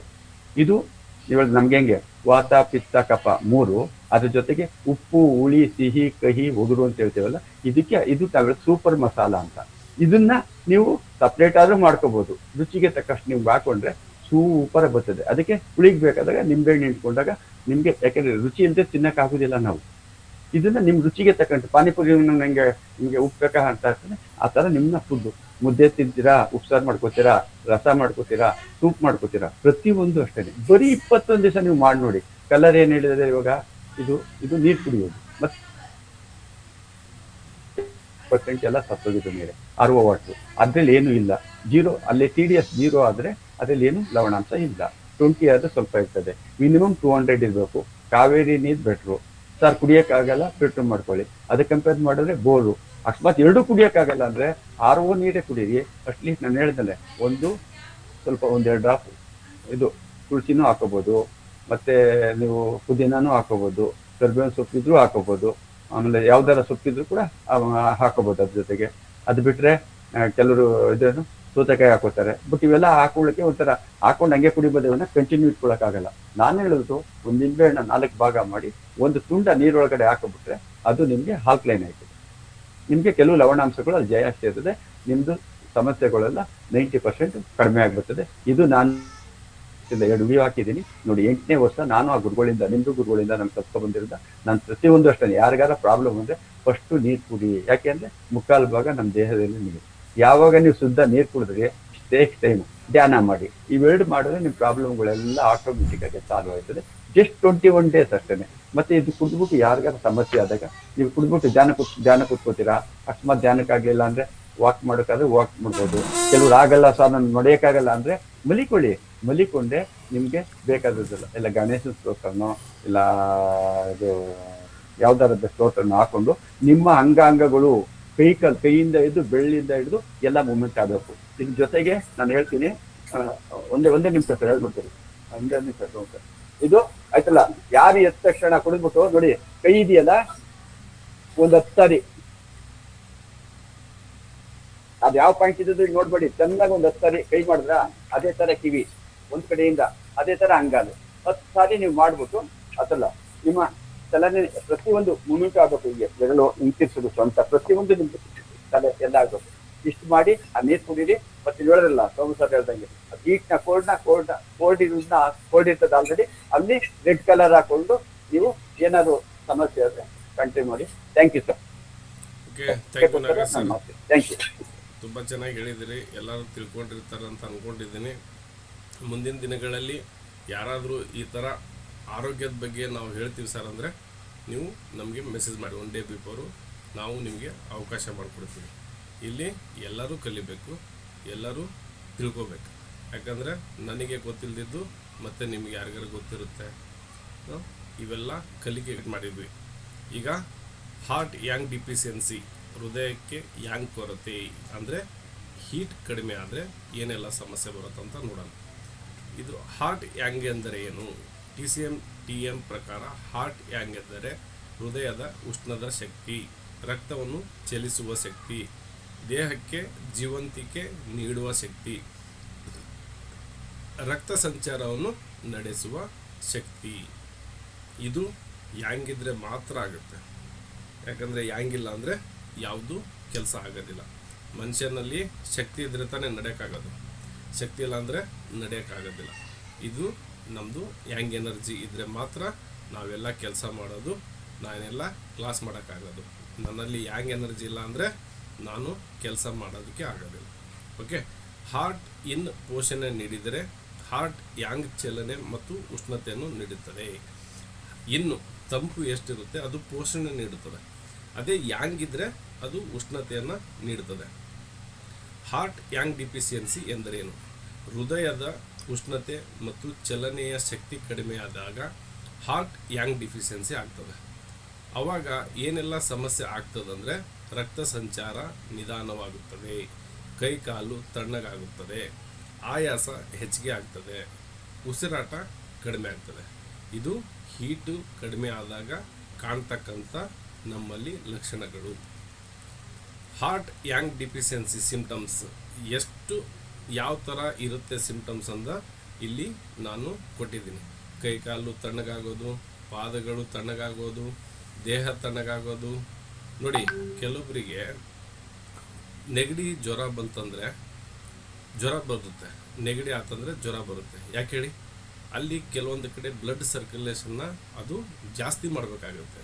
ತಂಪಾದಾಗ ಏನು ಮಾಡ್ತಾರೆ, ಅದು ಉಷ್ಣತೆಯನ್ನು ಹೆಚ್ಚಿಗೆ ಮಾಡುತ್ತೆ. ಆವಾಗ ನಮ್ಮ ಬಾಡಿ ಟೆಂಪ್ರೇಚರು ಜಾಸ್ತಿ ಆಗುತ್ತೆ. ಅದನ್ನು ನಾವು ಯಾವುದೇ ಮೆಡಿಸಿನ್ ಕೊಟ್ಬಿಟ್ಟು ಅದನ್ನು ತಣ್ಣಗೆ ಮಾಡಬಾರ್ದು. ಯಾಕಂದರೆ ಬಾಡಿ ತನ್ನಷ್ಟಕ್ಕೆ ತಾನೇ ಕ್ಯೂರ್ ಆಗುವ ಶಕ್ತಿಯನ್ನು ಅದು ಹೊಂದಿದೆ. ನಾವು 2 ರಿಂದ 3 ದಿನಗಳ ಕಾಲ ವೇಟ್ ಮಾಡಬೇಕು. ಜ್ವರ ಬಂತಂದರೆ ವೇಟ್ ಮಾಡಿ ಅಲ್ಲಿ ಬಾಡಿ ತನ್ನಕ್ಕೆ ತಾನೇ ಹುಷಾರು ಮಾಡ್ಕೊತದೆ. ಆವಾಗ ಮತ್ತೆ ನಮಗೆ ಏನೇ ಇದ್ದರೂ ತೊಂದರೆ ಕಾಣಿಸ್ಕೊಳಲ್ಲ. ನೀವು ಮತ್ತೆ ಏನಾದರೂ ಟ್ಯಾಬ್ಲೆಟ್ ಕೊಟ್ಟರೆ ಅಲ್ಲಿ ಬಾಡಿ ಟೆಂಪ್ರೇಚರ್ ಮತ್ತೆ ಡೌನ್ ಆಗುತ್ತೆ, ಮತ್ತೆ ಬರುತ್ತೆ, ಮತ್ತೆ ಡೌನ್ ಆಗುತ್ತೆ, ಮತ್ತೆ ಬರುತ್ತೆ. ಅದಕ್ಕೋಸ್ಕರ ಬಾಡಿಗೆ ಕ್ಯೂರ್ ಆಗೋದಕ್ಕೆ ಮೊದಲು ಅವಕಾಶ ಕೊಡಿ. ಓಕೆನಾ?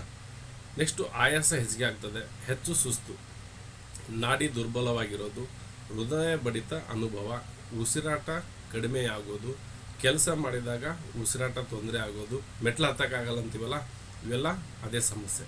ಮತ್ತು ಶಕ್ತಿ ಕೊರತೆ, ತಲೆ ಸುತ್ತು ಬರೋದು, ಮುಖ ಬಿಳಿಯಾಗೋದು, ತುಟಿಗಳು ಬಿಳಿಯಾಗೋದು, ದೇಹದಲ್ಲಿ ಉಷ್ಣತೆಯ ಕೊರತೆ, ಹೆಚ್ಚು ನಿದ್ರೆ ಬರುವುದು, ಮಾನಸಿಕ ಆಯಾಸ, ರಕ್ತ ಸಂಚಾರ ಕಡಿಮೆ, ಕಾಲುಗಳಲ್ಲಿ ಊತ, ಹೀಗೆ ಸುಮಾರು ಇದ್ದಾವೆ. ಇವನ್ನೆಲ್ಲ ನೀವು PPTಯಲ್ಲಿ ಓದ್ಕೊಳ್ಳಿ. ಇದೆಲ್ಲ ಸಮಸ್ಯೆ ನಿಮ್ಮಲ್ಲಿ ಕಂಡ್ರೆ ಯಾಂಗು ಡಿಫಿಷಿಯನ್ಸಿ ಇದೆ ಅಂತ ತಿಳ್ಕೊಂಬಿಡಿ. ಅದಕ್ಕೆ ಏನು ಪರಿಹಾರ ಮಾಡ್ಕೋಬೇಕು ಮಾಡಿಕೊಳ್ಳಿ.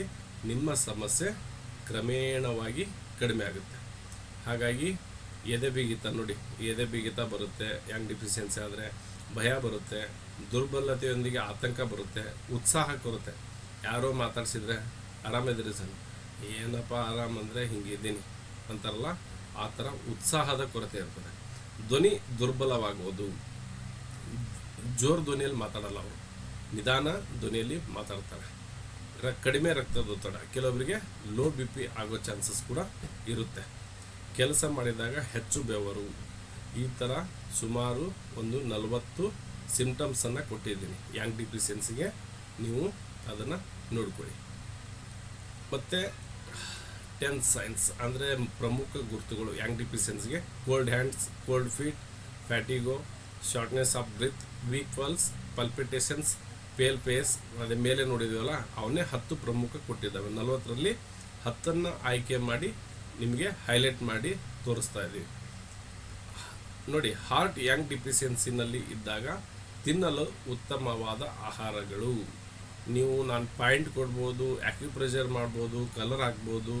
ನೀವು ಫುಡ್ ನೀವು ಸರಿಯಾಗಿ ತಗೊಳ್ಳಿಲ್ಲ ಅಂದರೆ, ಲೈಫ್ ಸ್ಟೈಲನ್ನು ಚೇಂಜ್ ಮಾಡಲಿಲ್ಲ ಅಂದರೆ ಅದು ತಾತ್ಕಾಲಿಕವಾಗಿರ್ತದೆ. ಪಾಯಿಂಟ್ ಕೊಟ್ಟಿರೋ ಪವರ್ ಎಷ್ಟಿರುತ್ತೋ ಅಷ್ಟಾಗಿ ಮತ್ತೆ ರಿಪೀಟ್ ಆಗುತ್ತೆ. ಆ ರಿಪೀಟ್ ಆಗಬಾರ್ದಂದ್ರೆ ನೀವು ಊಟದಲ್ಲಿ ಎಲ್ಲ ಚೇಂಜ್ ಮಾಡಬೇಕು, ಮತ್ತು ಫಿಸಿಕಲ್ ಆ್ಯಕ್ಟಿವಿಟೀಸ್ನ ಚೆನ್ನಾಗಿ ಮಾಡಬೇಕಾಗುತ್ತೆ. ಯಾವುದೆಲ್ಲ ಊಟ ಮಾಡಬೇಕು?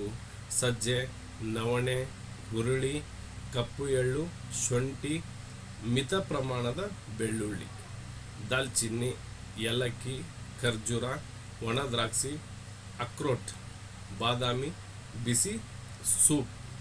ನೋಡಿ, ಬಿಸಿ ಸೂಪ್ ಕುಡಿಯೋದ್ರಿಂದ ಏನಾಗುತ್ತೆ ಗೊತ್ತಾ? ಬೆಳಗ್ಗೆ ಎದ್ದ ತಕ್ಷಣ ನೀರು ಕುಡೀರಿ ಅಂತ ಏನಕ್ಕೆ ಅಂತೀವಿ ಅಂದರೆ, ನಮ್ಮ ದೇಹ ಎದ್ದಾಗ ಬಾಡಿ ಇನ್ನಲ್ಲಿರುತ್ತೆ. ನೀವು ಯಾಕಂದರೆ ಮಲಗಿ ಎದ್ದಾಗ ನಾವೆಲ್ಲರೂ ಸೈಲೆಂಟಾಗಿರ್ತೀವಲ್ಲ, ಬಿಸಿನೀರು ಕೊಟ್ಟಾಗ ಆ ಆರ್ಗನ್ಗಳು ಆ್ಯಕ್ಟಿವೇಟ್ ಆಗ್ತವೆ. ಹಾಗಾಗಿ ಬಿಸಿ ಸೂಪು, ಬಿಸಿನೀರು ಕುಡಿಬೋದು. ಮತ್ತು ನುಗ್ಗೆ ಸೊಪ್ಪು, ಮಿತ ಪ್ರಮಾಣದ ತುಪ್ಪ, ಕೌಗಿ, ಅದು ದೇಸಿ ತಳಿದೇ ಇರಬೇಕು, ಮತ್ತು ಹೈಬ್ರಿಡ್ ತಳಿದಿದ್ರೆ ಆಗಲ್ಲ. ಕೆಂಪು ಅಕ್ಕಿ, ಹೆಸರು ಕಾಳು, ಬೀಟ್ರೋಟ್, ಬೆಚ್ಚಗಿನ ನೀರು, ಬೇಯಿಸದ ತರಕಾರಿಗಳು. ಹಾಗಾಗಿ ಇವನ್ನೆಲ್ಲ ಮಾಡಬೇಕು. ತಪ್ಪಿಸಬೇಕಾದ ಆಹಾರಗಳು ಯಾವುವಂದರೆ, ತಂಪಾಗಿರ್ತಕ್ಕಂಥ ಯಾವುದೇ ಆಹಾರನ ನಮಗೆ ಕೊಡಬಾರ್ದು. ಐಸ್ ಕ್ರೀಮ್ ಆಗಲಿ, ತಂಪು ಪಾನೀಯಗಳಾಗಲಿ, ಫ್ರಿಜ್ ಆಹಾರ ಆಗಲಿ, ಅತಿಯಾದ ಕಲ್ಲಂಗಡಿ. ನಾವು ಬೇಸಿಗೆಯಲ್ಲಿ ಕಲ್ಲಂಗಡಿ ಬರುತ್ತೆ. ಬೇಸಿಗೆಯಲ್ಲಿ ಯಾಕೆ ಕಲ್ಲಂಗಡಿ ಬರುತ್ತೆ ಅಂದರೆ, ನಮ್ಮ ಬಾಡಿ ಟೆಂಪ್ರೇಚರ್ನ ಕಲ್ಲಂಗಡಿ ತಿಂದಾಗ ಸ್ವಲ್ಪ ತಂಪಿರಲಿ ಅಂದ್ಬಿಟ್ಟು. ಅತಿಯಾದ ಸೌತೆಕಾಯಿ ಕೂಡ ನಮ್ಮ ಬಾಡಿಯನ್ನು ತಂಪು ಮಾಡುತ್ತೆ. ಮತ್ತು ಫ್ರೋಜನ್ ಆಹಾರ, ಸಾಫ್ಟ್ ಡ್ರಿಂಕ್ಸ್, ಇವೆಲ್ಲನೂ ಅತಿಯಾದ ಸಕ್ಕರೆ, ಎಕ್ಸಸ್ ಶುಗರ್, ಇವೆಲ್ಲ ನೀವು ಯಾಂಗ್ ಡಿಫಿಷಿಯನ್ಸಿ ಇದ್ದವರಿಗೆ ಕೊಡಬಹುದು. ತಪ್ಪಿಸಬೇಕಾಗಿರೋ ಆಹಾರಗಳು. ಮತ್ತು ಜಂಕ್ ಫುಡ್ಡು, ಫಾಸ್ಟ್ ಫುಡ್ಡು. ರಾತ್ರಿ ಹೆಚ್ಚು ಹಣ್ಣನ್ನು ತಿನ್ನಬಾರ್ದು. ನೋಡಿ, ಕೆಲವೊಬ್ರು ಊಟ ಆದಮೇಲೆ ಬಾಳೆಹಣ್ಣು, ಕೆಲವೊಂದು ಹಣ್ಣುಗಳನ್ನು ತಿಂತಾರೆ, ಅದು ತಪ್ಪು. ಅವರಿಗೆ ಡಿಫಿಷಿಯನ್ಸಿ ಮೇಲೆ ಕೊಡಬೇಕು, ಸರಿನಾ? ರಾತ್ರಿ ಹೆಚ್ಚು ಹಣ್ಣು ಕೊಡಬಾರ್ದು, ರಾತ್ರಿ ಹೆಚ್ಚು ಬಾಳೆಹಣ್ಣು ಕೂಡ ಕೊಡಬಾರ್ದು. ಇಲ್ಲಿ 6K ಎನರ್ಜಿ ಥೆರಪಿನಲ್ಲಿ ಹಾರ್ಟ್ ಯಾಂಗ್ ಡಿಫಿಷಿಯನ್ಸಿ ಇದ್ದವರಿಗೆ ಏನು ಮಾಡ್ಬೋದು ಅಂದರೆ, ಹಾರ್ಟ್ ಮೆರಿಡಿಯನ್, ಇನ್ ಮೆರಿಡಿಯನ್ಗೆ ಪ್ರೈಮರಿ ಕಲರ್ ಆರೆಂಜ್ ಡಾಟ್ ಹಾಕ್ಬೋದು. ಆವಾಗಲೇ ನಾನು ತೋರಿಸಿದ್ನಲ್ಲ, ಅದನ್ನು ಆರೆಂಜ್ ಕಲರ್ನ ನೀವು ಹಾಕ್ಬೋದು.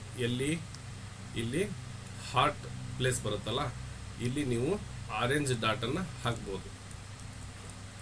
ಆರೆಂಜ್ ಡಾಟ್ ಹಾಕಿದಾಗ ಏನಾಗುತ್ತೆ ಅಂದರೆ, ಅಲ್ಲಿ ನಿಮಗೆ ಯಾಂಗ್ ರೇಸ್ ಆಗುತ್ತೆ.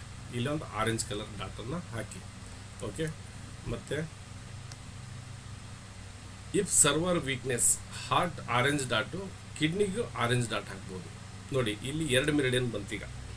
ಇಲ್ಲಿ 2 ಮೆರಿಡಿಯನ್ ಯಾಕೆ ಬಂತಂದರೆ, ಹಾರ್ಟನ್ನು ಕಂಟ್ರೋಲ್ ಮಾಡೋದು ನಮ್ಮ 5 ಎಲಿಮೆಂಟ್ ಪ್ರಕಾರ ಕಿಡ್ನಿ.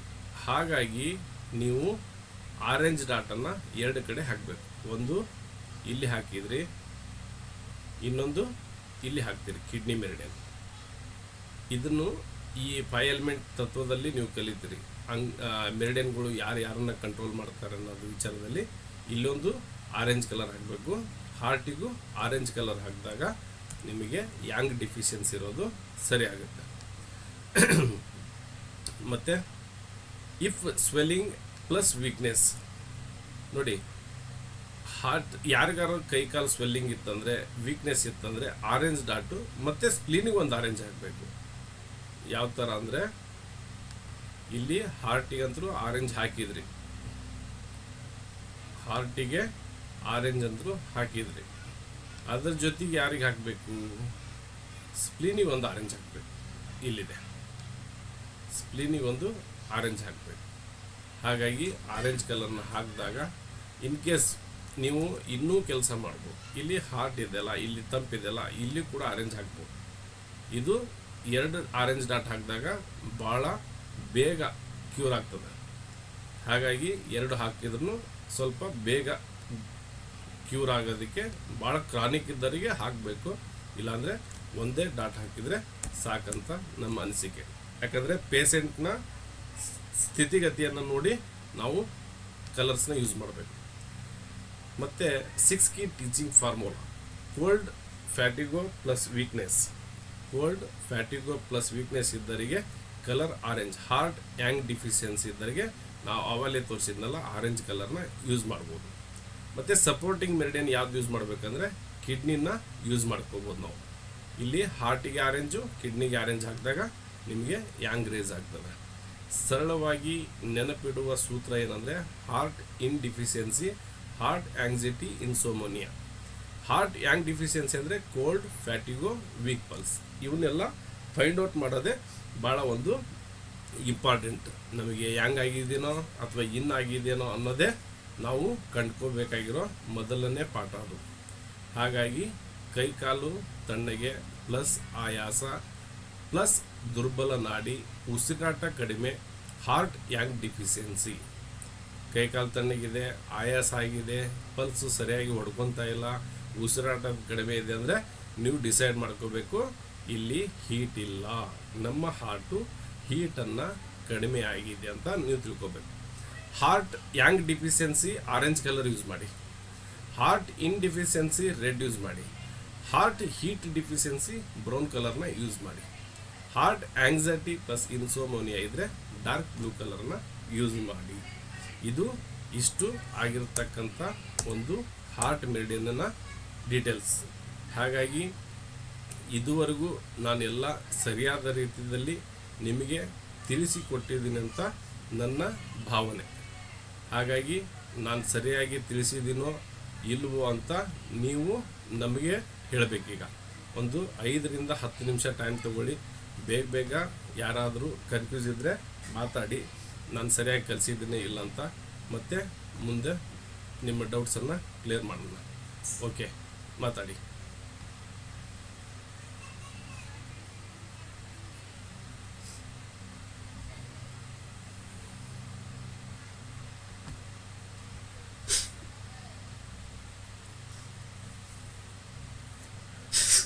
ಮಾತಾಡಿ, ಯಾರು ಮಾತಾಡಿದ್ರೆ ಡೌಟ್ಸ್ ಇದ್ರೆ ಮಾತಾಡಿ.